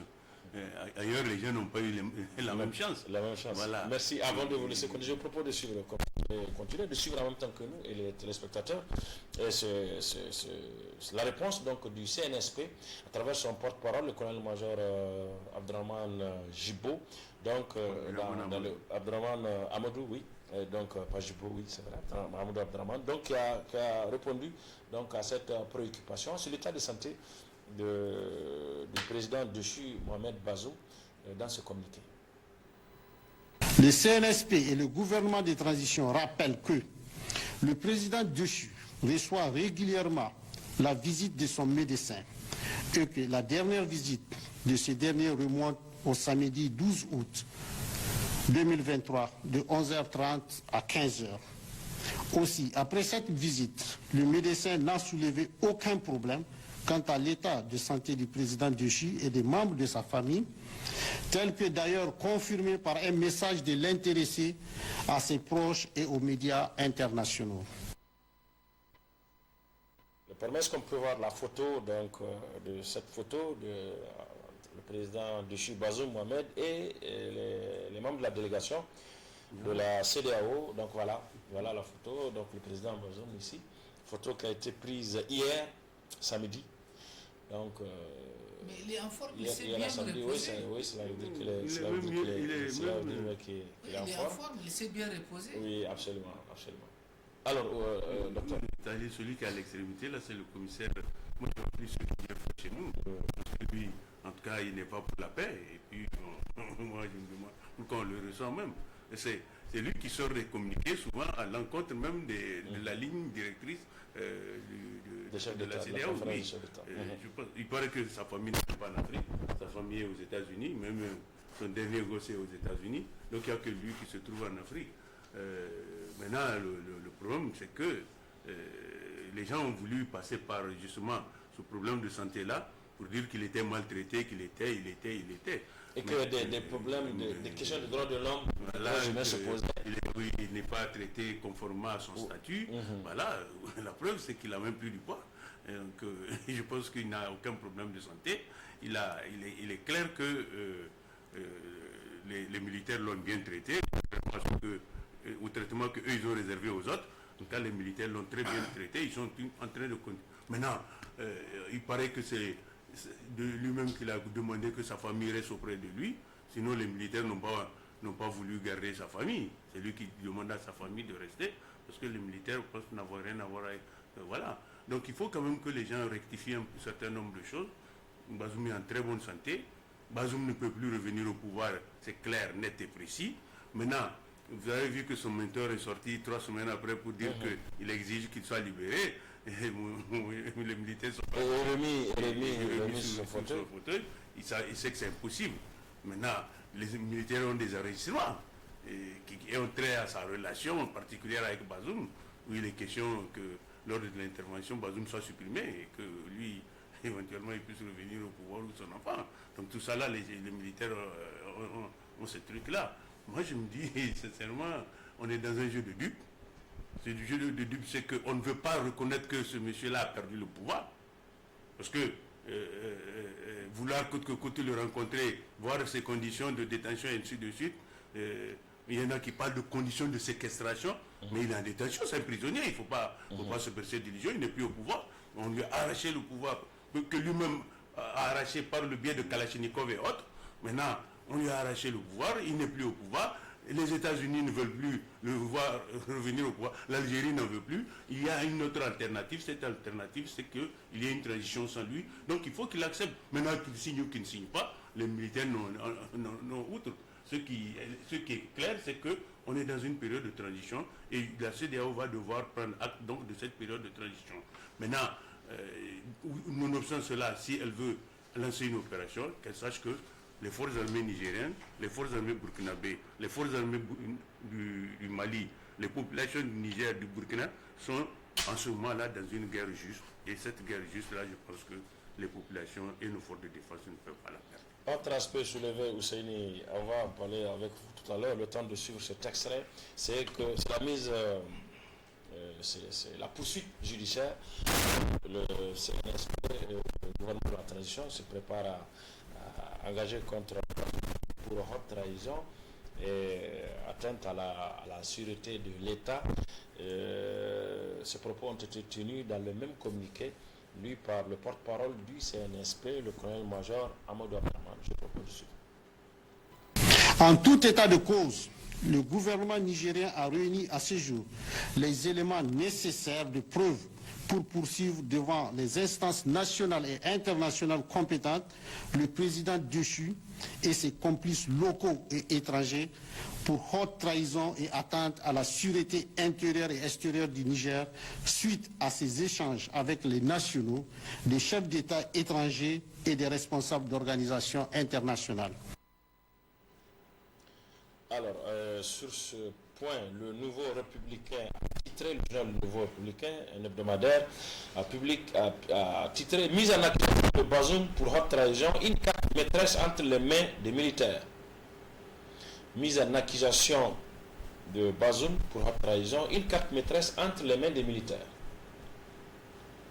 Et le Canard en Furie, le journal Le Canard en Furie, qui pense que toute cette demande d'intervention militaire au Niger, c'est la haute trahison des Renaissants.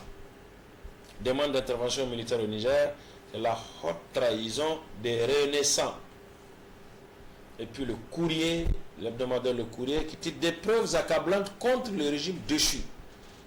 En parlant justement de cette mise en accusation, le journal évoque des preuves accablantes contre le régime déchu. Et Le Monde d'aujourd'hui qui titre, par rapport à cette mise en accusation, la punition extrême pour Bazoum. La punition extrême pour Bazoum. Vous savez ça, parce que vous en dites. Qu'est-ce qu'ils appellent punition extrême? C'est une punition naturelle. non, il faut qu'on arrête de se faire. Extrême par rapport à quoi? Mais, ce qui est sûr, c'est tout leur système. Bazoum, Issoufou Mamadou, tous ceux-là, et puis les fuyards là qui sont en train de vouloir, tous ont montré que ce pays-là ne les intéresse pas. Ils aiment ce pays juste pour, comme on avait dit, pour s'enrichir. Toutes les combines, toutes les compromissions, c'est pas sous 4 accords de défense, accords de défense avec la France, sans que les Nigériens ne soient au courant. Entre 2013 mais quand on voit et 2020. C'est cette trahison-là, y compris son mentor. Parce que des choses comme ça, c'est des choses graves. On ne peut pas engager un pays. Sans compter les crimes économiques monstres. Des centaines de milliards qui ont été détournés. N'est-ce pas? Aujourd'hui, quand il y a des chiffres qui circulent sur les réseaux sociaux, les dettes, prêts, exim, banques, des choses qui ont été faites en cachette, en parfaite cachette, personne ne sait comment l'argent a été dépensé. Tout ce beau monde-là doit pouvoir répondre. Y compris la France qui s'agite, parce que la France, c'est ses intérêts immédiats, et ils sont seuls capables de pouvoir protéger ces intérêts français-là. C'est pour ça que Macron s'agite. C'est pas autre chose. Aujourd'hui, les Niger peuvent remettre en cause, trouver d'autres partenaires, y compris dans le domaine. Regardez comment ils ont pris la mine du Mouraren en otage, les Français. Car là, ils reviennent. Au lieu que ce soit comment dire, une mise en exploitation, un permis pour l'exploitation, ils reviennent pour qu'on leur accorde un nouveau permis de recherche. Et chaque 2 ans, 3 ans, je crois, il y a une clause là qu'il faut respecter. Ça fait que personne, on ne peut donner cette mine d'uranium là à personne, à aucun autre partenaire. Alors ça signifie quoi? Quand on voit la gestion du pétrole pendant 10 ans, 10 ans durant, le pétrole a été géré de manière exclusive par une famille. Alors que c'est une ressource naturelle qui appartient à tout le monde, la Constitution est claire là-dessus. Les ressources naturelles sont la propriété de tous les Nigériens. Ça doit pouvoir profiter au bien-être, au développement des populations. Est-ce que ça a été le cas? C'est elle qui a sorti le pétrole, non? N'est-ce pas? Eux, ils ont dit que c'était de l'eau. À leur époque, ils avaient dit que c'était... Si les crimes sont énormes, et tous tant qu'ils sont, ils doivent pouvoir... Moi, c'est pour ça que j'ai dit, il ne faut pas simplement... Moi, je n'isole pas. Bazoum n'est qu'un élément d'un système qui a géré ce pays de 2011 et de manière cavalière, de manière exclusive, ils ont géré ce pays. Ils ont décidé de faire ce qu'ils ont envie de faire. Alors, le monsieur qui parle de patriotisme frélaté à l'époque, quand le Mali par rapport... Alors, ça, c'est ce qui se passe au Niger, là, c'est frélaté. Est-ce que c'est prélaté que les mobilisations spontanées là, tous les jours dans les villes, dans les villages, y compris dans des hameaux, qui leur donnent l'argent?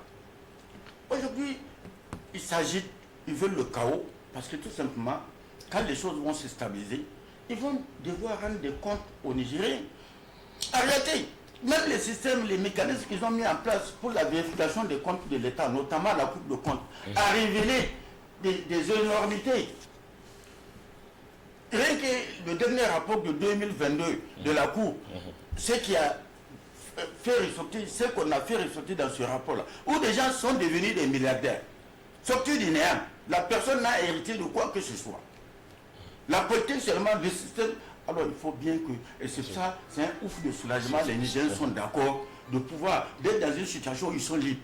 Pendant combien d'années on les a tenus, et quand ils sortent, non, ça ne peut pas. Quand je me rappelle souvent certains propos, ah non, quand on dit il y a le sentiment anti-français, non, c'est un phénomène marginal, quelques gens qui sont à Niamey, qui ont accès aux réseaux sociaux, non, ça n'existe pas. Alors, les sentiments anti-français, ils sont en train de voir ça aujourd'hui. Et la France aussi est en train de voir ça, en grandeur nature. Absolument. Que les Nigériens veulent se libérer, ils ont l'occasion de se libérer et ils sont d'accord, ils voient ce qui se passe au Burkina, ils voient ce qui se passe au Mali, les transformations qui sont en cours de réalisation. Les Nigériens veulent aller dans ces mêmes types de transformations. Regardez comment les autres pays là ont pu monter en puissance leur armée. Et c'est l'argent que les gens détournent, des militaires on détourne, et on protège les détourneurs, parce que chacun a trouvé son compte. Un rapport qui a été diligenté par le ministère de la Défense, on vient, on dit non, non, de 76 milliards, ça revient à 6 milliards. Et on dit on ne va pas les amener en prison, ils vont payer. Pendant que des jeunes, à cause d'un morceau de pelle, des gens sont en prison. Absolument. Alors, il faut, moi j'ai dit, durant cette transition-là, quelle que soit par ailleurs la durée, le premier chantier, c'est d'abord le chantier de la justice. De la justice. Il faut créer les conditions pour que n'importe quel citoyen, quelle que soit ta position, il faut que tu puisses, que la justice soit indépendante pour pouvoir rendre gorge aux voleurs qui narguent. Aujourd'hui, ils se sont tous terris. Merci, merci Hussein. Alors, mise en accusation de Bazoum pour votre raison, une carte maîtresse entre les mains des militaires, c'est le nouveau républicain qui le dit. Vous le pensez aussi, maître? Oui, je le pense bien dans la mesure où et c'est évident et c'est constant que Bazoum et les autres dignitaires déchus ont posé des actes susceptibles d'être poursuivis. Et je crois que je dois insister à ce niveau-là, Draman. Je dois insister à ce niveau parce que tu sais pourquoi? Vous retirez à nouveau? Oui, j'ai retiré pour qu'on voit vraiment. Je viens de la marche ici, là où tu me vois, là, je suis, comment on appelle ça, un soldat grade colonel. Oui, donc, tout le soutien que les Nigériens ont apporté, ils attendent une seule chose des militaires, c'est le sort qu'ils vont réserver aux dignitaires de Chine, notamment leur gouvernance. Et je crois que dans tous ces discours, d'abord, le président du CNSP a eu à rappeler que les droits de tout un chacun vont être respectés. Il a parlé dans le sens qu'ils vont agir conformément aux droits.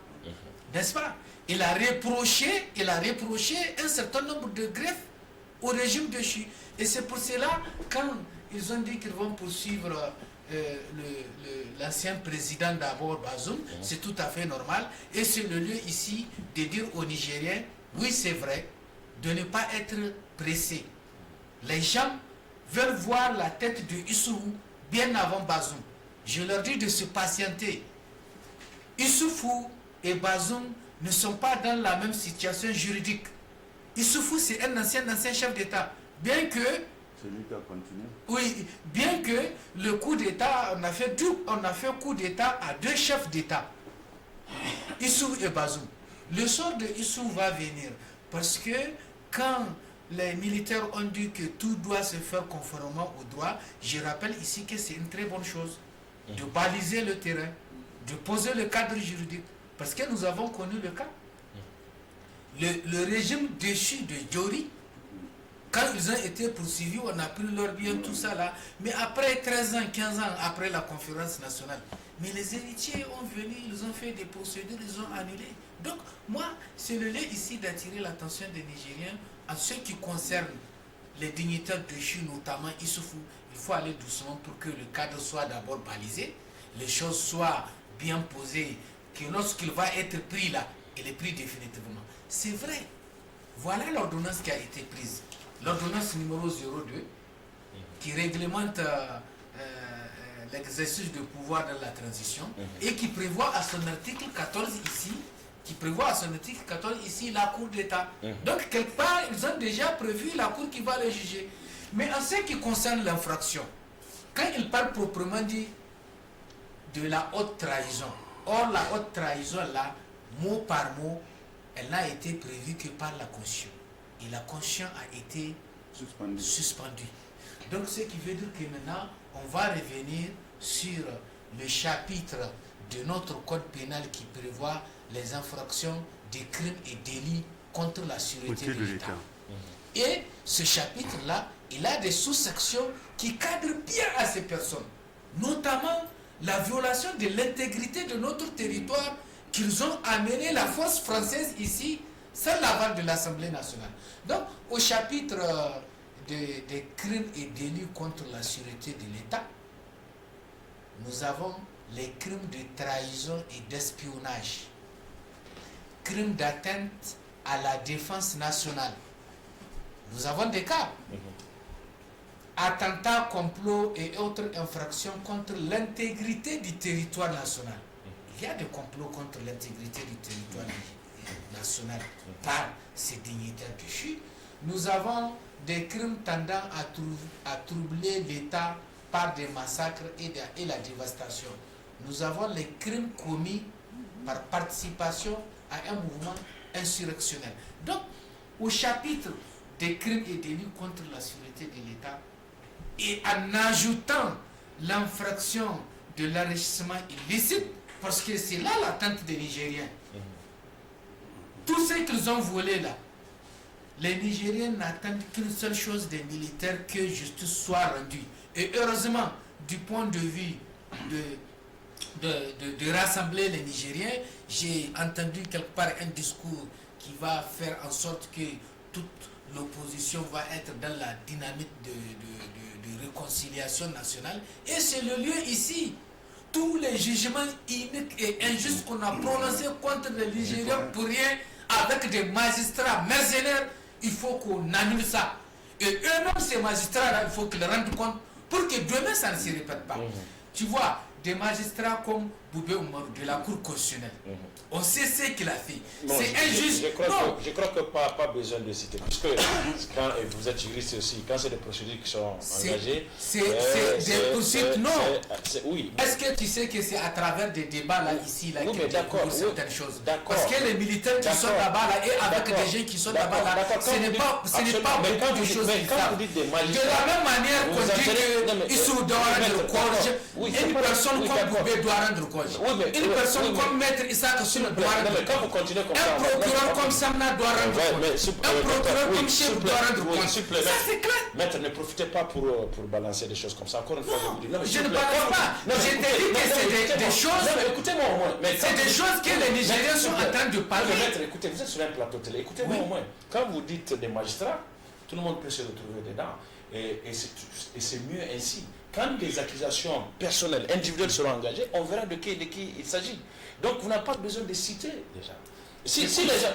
Écoutez, ce que toi, tu n'as pas compris, c'est que nous sommes à un stade où il faut parler terre à terre. D'accord, mais ça, c'est ça qui est clair. Il faut parler terre à terre. Moi, quand je suis allé 5 fois en prison, toi, tu étais où? 5 fois en prison pour rien. Et on va laisser ça passer là. J'étais passé devant moi. Oui, pas du tout. C'est parce qu'hier, ils avaient le pouvoir, mais aujourd'hui, ils n'ont plus le pouvoir. D'accord. Mais ça, il faut qu'ils rendent compte. Mais c'est pas parce que ça, c'est clair. C'est pas parce que vous êtes allé. Je ne sais pas des règlements de compte personnel. Non, je ne dis pas que c'est. Depuis qu'on est venu sur le plateau là, moi, tu as vu, une fois, j'ai cité mon cas. Mais du moins, moi, je ne cite pas mon cas, mais je cite les cas. Du moins, vous ne pouvez pas citer tous les magistrats qui sont impliqués. Pourquoi citer d'autres et laisser d'autres? Non. Sauf si vous pouvez les citer tous. Si vous veux que je les cite tous. Non, mais vous ne pouvez pas les citer tous. Moi, je les ai déjà cités parce que j'ai sorti un chronogramme où Issou a pris tous les magistrats de la région d'Ottawa et les a placés à des postes stratégiques. Ça, j'ai sorti ça avant le plateau là. Mais Abraham, il faut que les choses soient claires. Si on n'est pas là pour dire la vérité, si on n'est pas là pour résoudre le problème, moi je pense que ce n'est même pas la peine de venir sur le plateau. Mais ce n'est pas ce débat-là qui résoudra le problème. Mais c'est ce débat-là, parce que c'est l'attente des Nigériens. C'est que les Nigériens attendent là. Ce n'est pas pour chasser les autres et les remplacer par d'autres. Non, c'est pour les chasser et puis corriger. Et s'il faut corriger, il faut se regarder droit dans les yeux pour se dire ces choses. Quand ils étaient là en train de condamner les gens illégalement, mais est-ce que vous avez pas ça? Docteur, allez-y.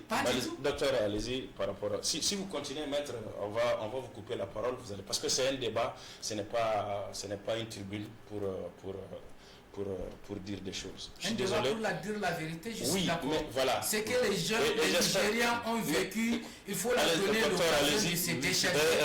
Par rapport à cette mise en accusation, est-ce que vous pensez que c'est une carte maîtresse entre les mains du... Oui, je pense qu'il a suffisamment détaillé sur le plan juridique ce qui peut se passer. En plus, c'est que Bazoum, avant ça, avait déjà un dossier, le dossier sur sa nationalité d'origine, qui n'est pas encore jugé. Maintenant, vous savez que les militaires ont révélé qu'il y a eu des autorisations qui ont été accordées par justement les anciens dignitaires là pour qu'on bombarde Niamey. Et le plan de la CEDEAO, en tout cas dans sa grande majorité, a pour but de mener des raids sur Niamey, parce qu'on considère que c'est à partir du moment où on va prendre Bazoum et le replacer que les choses vont s'effondrer à l'intérieur du pays. Donc moi je me dis que tous ces éléments-là font que véritablement il va falloir dénazifier le pays. On ne peut pas aller à une réunion de 30 jours, à un forum de 30 jours, en oubliant ce qui s'est passé. Moi je me dis qu'il faudrait que, compte tenu de l'appel à l'insurrection du PNDS vis-à-vis donc de la jeune, que ce parti-là ne puisse plus mener ses activités politiques. Il faudrait que ce parti-là soit dissous. Parce qu'en réalité, le jeu démocratique suppose le respect des règles. Le PNDS n'a jamais respecté de règles. Et parce qu'on lui a arraché le pouvoir, vous avez vu sa véritable nature, qui est une nature... L'ex-ministre des Affaires étrangères parle même de pogrom. Pogrom, c'est les termes contre les juifs. Peut-être à l'issue de la nuit des longs couteaux, en Allemagne dans les années 33. Donc voilà, ils font allusion. Parce qu'en réalité, dans leur logique, eux, ils sont des nazis. C'est parce qu'ils sont des nazis qui considèrent que quelque part, il y a un pogrom. Quel est le programme? Le programme, c'est quand les armées étrangères là vont venir nous agresser. Dans le cadre d'une guerre que nous avons tout fait pour éviter, mais que eux, ils sont en train de pousser vers. Ils nous poussent à aller vers la guerre, ils poussent les autres à venir nous agresser. Moi, je pense que de ce point de vue-là, ce parti ne peut plus. Et il faudrait aussi peut-être faire en sorte que tout parti qui se réfère au socialisme n'ait plus d'agrément. Moi, en tout cas, moi, de mon point de vue. C'est un choix. Est-ce que le socialisme est l'idéologie? Non, il y a plus de socialisme. Est-ce que c'est le socialisme qui est en cause ici? Non, c'est carrément le socialisme parce qu'ils nous ont perdu. Les gens sont venus nous déclarer la guerre. Il faut les considérer comme des ennemis. Les prendre et les juger comme des prisonniers de guerre. C'est pour ça qu'il faut les juger. Moi, de mon point de vue, il faut qu'il n'y ait plus de référence au Niger au mot socialisme. Il faut que l'on efface le socialisme de notre subconscient parce que ça nous a sérieusement traumatisé. Moi, je me dis, en tout cas, si le régime militaire ne fait pas ça, il n'aura pas respecté ses engagements. Alors, le dialogue qui doit avoir lieu va tracer sûrement ce qui va se passer pendant la transition et après. Mais sincèrement, moi, je pense que l'armée doit continuer à jouer un rôle dans la vie politique de notre pays. C'est parce que justement nous avons exclu l'armée qu'aujourd'hui nous sommes dans cette situation. Si les gens étaient comptables de la gestion, ils n'auraient pas permis que des malversations ou des crimes aient lieu. Et en ce moment-là, on ne serait pas dans la situation actuelle où il va falloir juger. Parce que quoi que le président Tchani dit, il va falloir qu'il souffre en gorge. Il a acheté, non, on ne va même pas loin, il a acheté le terrain de la SNTN pendant qu'il était au pouvoir. Ça, uniquement, ça suffit pour le prendre du point de vue. Moi, de mon point de vue, il peut être jugé. Non, à partir de cette base-là, et c'est lui qui détient les documents officiels de Bazoum, il ne faut pas l'oublier. C'est pourquoi il le tient et c'est pourquoi il le manipule.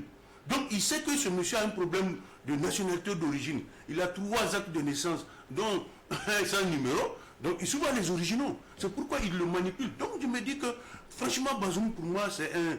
Puis ça, si je peux m'exprimer, le véritable responsable de la situation, c'est Issoufou. Et il va falloir que Issoufou passe en premier dans les jugements. Tout comme on a fait aux nazis, il y aura un procès de Nuremberg. Il va falloir donc qu'on désocialise un peu. On finit avec cet aspect, c'est l'aspect des négociations. On a bien remarqué qu'il y a des débuts de négociations, il y a un certain réchauffement de ce point de vue. D'abord, la position américaine, c'est avec elle qu'on va commencer, et c'est nos confrères, le journal de Harrison, qui en parle. La Maison-Blanche est-elle en train de rouler l'Élysée dans la farine de la CEDEAO? La Maison-Blanche est-elle en train de rouler l'Élysée dans la farine de la CEDEAO? S'interroge le journal. Et puis l'éclosion qui titre « Les États-Unis désignent une nouvelle ambassadrice à Niamey, une douche froide pour la France et ses guerrieros de la CEDEAO. » Les États-Unis désignent une nouvelle ambassadrice à Niamey, une douche froide pour la France et ses guerrieros de la CEDEAO. D'abord, après, on commence avec ça. Sur le plan de la coopération. La nouvelle ambassadrice est déjà nommée. Elle est arrivée hier, je crois, samedi, si je ne m'abuse. Voilà, ça n'a pas été du goût de la France, certainement. Cela veut dire, selon beaucoup de spécialistes, que c'est comme si les États-Unis reconnaissaient le régime de transition. Quand tu ne reconnais pas, tu ne envoies pas de l'ambassadeur. En plus, vous voyez la différence avec la France, c'est que les États-Unis envoient des diplomates de carrière dans le Sahel en crise. La France envoie des policiers, Ntiela, ou bien Iché, ou bien comment il s'appelle. Mais c'est un flic qui a 1 an de sa retraite. Ça ne fait pas. Oui, hein? Non, je ne peux pas être un bon diplomate. La preuve, il dit qu'il va s'en aller avec l'eau du fleuve Niger, et ainsi de suite. Donc, en réalité, si c'était des diplomates de carrière, moi, je suis persuadé qu'on aurait pu arrondir les angles. Mais regardez ce qu'Inché fait. Il exfiltre les gens qui nous insultent, il parle mal de notre pays, il dit que l'eau du fleuve Niger appartient à... L'arrivée de la nouvelle ambassadrice des États-Unis à Niamey, vous l'interprétez comment? Non, il faut se dire une chose, c'est que les Américains ont toujours coopéré avec nous, quelle que soit la nature du régime. Surtout sur le plan militaire, parce que n'oubliez pas, c'est sous Kounché qu'ils ont commencé justement à s'installer ici. C'est pas seulement avec les Issoufou. Le camp de Maradi a été entièrement financé par les moyens. J'étais le responsable du matériel quand le camp a été ouvert en 1985. Donc cette coopération-là, les Américains ne tiennent pas forcément compte. Maintenant, peut-être que le processus démocratique est venu, on dit, bon, il faut lier cela à un régime constitutionnellement établi, tout ça. Mais vous voyez que quand les intérêts des Américains sont en jeu, ils n'ont rien à foutre avec la démocratie. Regardez le jeu qu'ils ont joué aux Français en Australie, sur les sous-marins. La vente des sous-marins. Ils ont laissé les Français s'engager. Après, ils ont dit aux Australiens, on a mieux qu'à vous proposer, ainsi de suite. Même s'il faut payer des indemnités aux Français, il n'y a aucun problème. Et puis, ils ont raflé le marché. Hussein, vous en pensez quoi, cette arrivée de la nouvelle ambassadrice? Oui, mais bien sûr, ils sont dans le réalisme. Les États-Unis sont dans le réalisme. La France, la position de la France, en réalité, c'est ça qui a choqué davantage les Nigériens. Tout le monde sait bien avant le coup d'État que la France était le principal soutien du régime. Eux-mêmes savent qu'ils sont impopulaires. Mais vous voyez bien, c'est quand ils vont en France qu'ils font des déclarations incendiaires en insultant les Nigériens. N'est-ce pas? Et c'est ça qui a rassuré, parce que là-bas, ils sont là, ils vont aller s'agenouiller devant Macron pour dire, quand Macron les appelle. Aujourd'hui, les gens sont... C'est pour ça que j'ai dit, la France est dans l'illusion, c'est terminé cette affaire-là. Les Nigériens ne peuvent plus admettre qu'un régime... Où est la démocratie? Où était-il quand on prenait les gens de manière injuste? Les Rwandais viennent de le dire. Dans des procès, comme avait dit, carrément des montages, on prend des gens, on les jette en prison. Alors, moi j'ai dit, ils sont... Cette histoire de négociation, dans tous les cas, la CEDEAO même est de mauvaise foi. La CEDEAO est de mauvaise foi. Comment des gens qui ont pris le pouvoir, qui leur disent, voilà, si vous ne quittez pas le pouvoir, vous prenez déjà des sanctions contre le peuple. Laisse-moi finir. Vous prenez des sanctions contre le peuple. Vous menacez que vous allez intervenir militairement pour libérer un individu et le remettre au pouvoir, et remettre son régime au pouvoir. Alors, vous voulez négocier quoi avec les gens? Il n'y a plus rien à négocier. Merci. Aujourd'hui, où vous venez, quand si vous êtes d'accord, vous d'abord atténuer, les sanctions ne devaient pas être prises de manière globale comme ça, et des sanctions illégitimes qui n'existent pas dans les textes. Alors, c'est tout ça qui fait dire, moi je ne vais pas m'attarder. Négociation, je suppose aujourd'hui on doit discuter comment la transition doit fonctionner. Ça va être quoi le délai? Quels sont les agendas? Quels sont les Merci. Merci.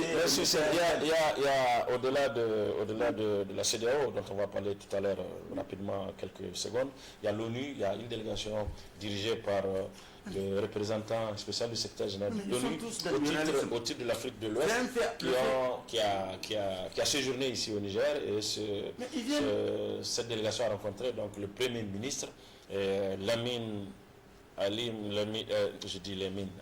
Mohamed Zen.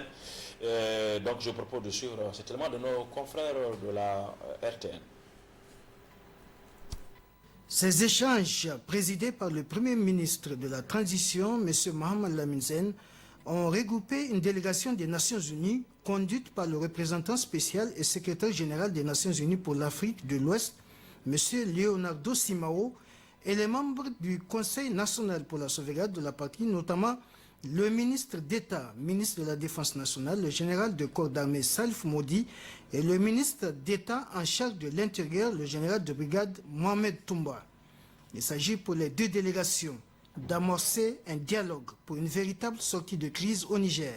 Je viens d'être reçu pour son Excellence Premier ministre et son équipe, ses collègues, dans le cadre des rapports entre les Nations Unies et le Niger pour rencontrer des voies pratiques d'aider le pays à sortir de la crise dans ce rencontre. Donc il faut d'abord écouter les autorités, leur point de vue, de façon qu'on peut étudier ensemble un chemin pour que le pays rentre aussi rapidement que possible dans la normalité constitutionnelle, de l'égalité aussi. Nous sommes convaincus que c'est toujours possible, avec le dialogue, avec beaucoup d'applications déjà, trouver la solution. Il n'y a pas un problème sans solution. Le représentant spécial des Nations Unies et secrétaire général pour l'Afrique de l'Ouest et du Sahel a émis l'espoir qu'avec le dialogue, une solution sera vite trouvée pour résoudre cette crise politique au Niger. Cette délégation, il y a 48 heures ou 72 heures. Hier, il y a 24 heures, donc hier samedi, une délégation envoyée par le président de la conférence des chefs d'État de la CEDEAO a séjourné également au Niger, a rencontré le Premier ministre, le président du CNSP, le général Abdourahmane Tchani, mais aussi, on l'a vu tout à l'heure, l'ancien président, le président déchu, Mohamed Bazoum. Donc, voilà un peu les images. La délégation a été conduite par Abdou Salami Aboubakar, donc ancien chef d'État de la République fédérale du Nigeria, et accompagné par le sultan de Sokoto et quelques autres personnalités, notamment le président de la commission de la CEDEAO. Donc, les choses sont en place. Le dialogue, est-ce qu'on peut dire que le dialogue est renoué, ou bien c'est maintenant que le dialogue est noué, et est-ce que ça peut évoluer, maître? Mais le dialogue est fini. Dans la mesure où la transition a été annoncée, le forum va être constaté. La coïncidence même fait que le discours ou le message à la nation du président Tchani a déjà annoncé la feuille de route. Mais l'essentiel maintenant, c'est de venir travailler pour régler les problèmes qui ont amené cette situation-là. Et c'est ça que j'ai commencé à te dire. Tant que ceux qui n'ont pas fait la malgouvernance là n'ont pas rendu gorge, et je l'ai dit, je le répète ici, les militaires n'ont qu'à prendre ça au sérieux. S'ils ne rendent pas justice aux Nigériens là, les Nigériens vont se rendre justice. Ça, il n'y a rien à faire. Hein.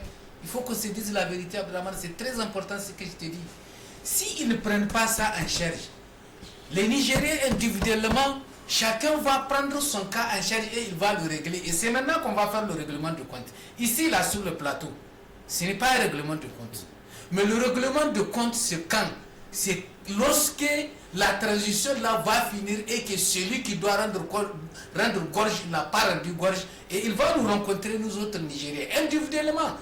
Tout un chacun qui a quelque chose contre que ce soit un magistrat, un ministre, il va aller lui régler le problème. Et si les militaires ne le font pas, ça nous Nigériens on va le faire.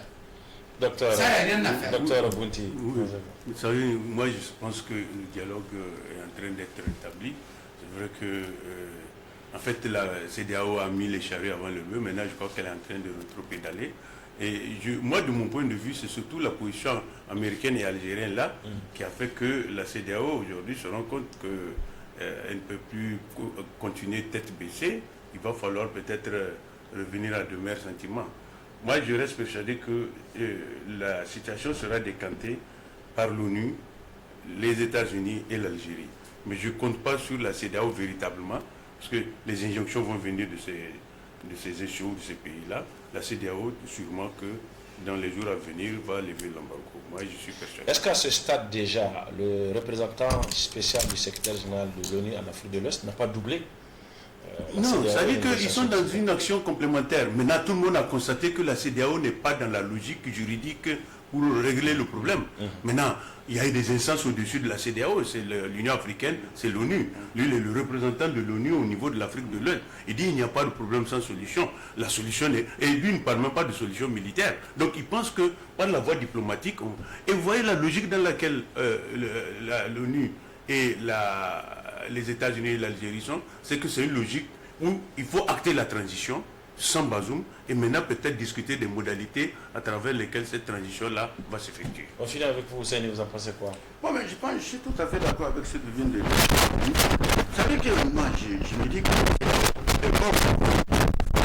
la CEDEAO n'a jamais voulu de discussion, c'est faux. Parce que vous ne pouvez pas venir dire à quelqu'un dégager et remettez l'autre à sa place. Après, on va lui demander de faire clémence.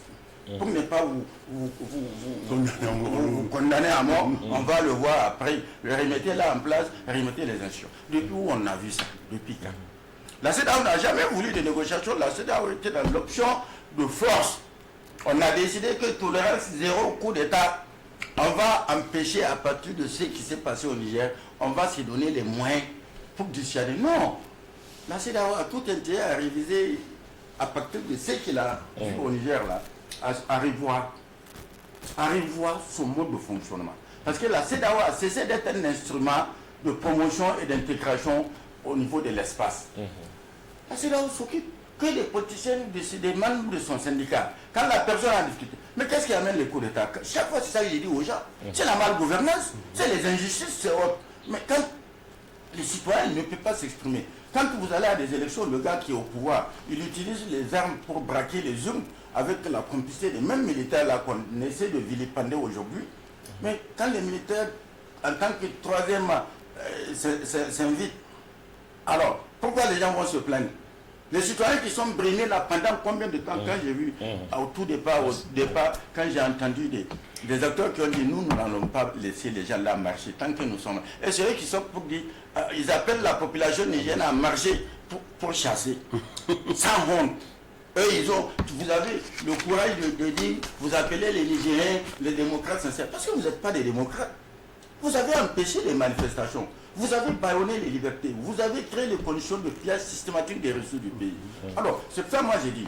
Les organes qui sont nationaux, notamment l'ONU, l'UA, ils comprennent que le fait accompli, devant le fait accompli, il n'y a plus rien à faire. On ne peut pas demander à ces militaires-là, bon, dégagez, remettez, parce que la France le veut.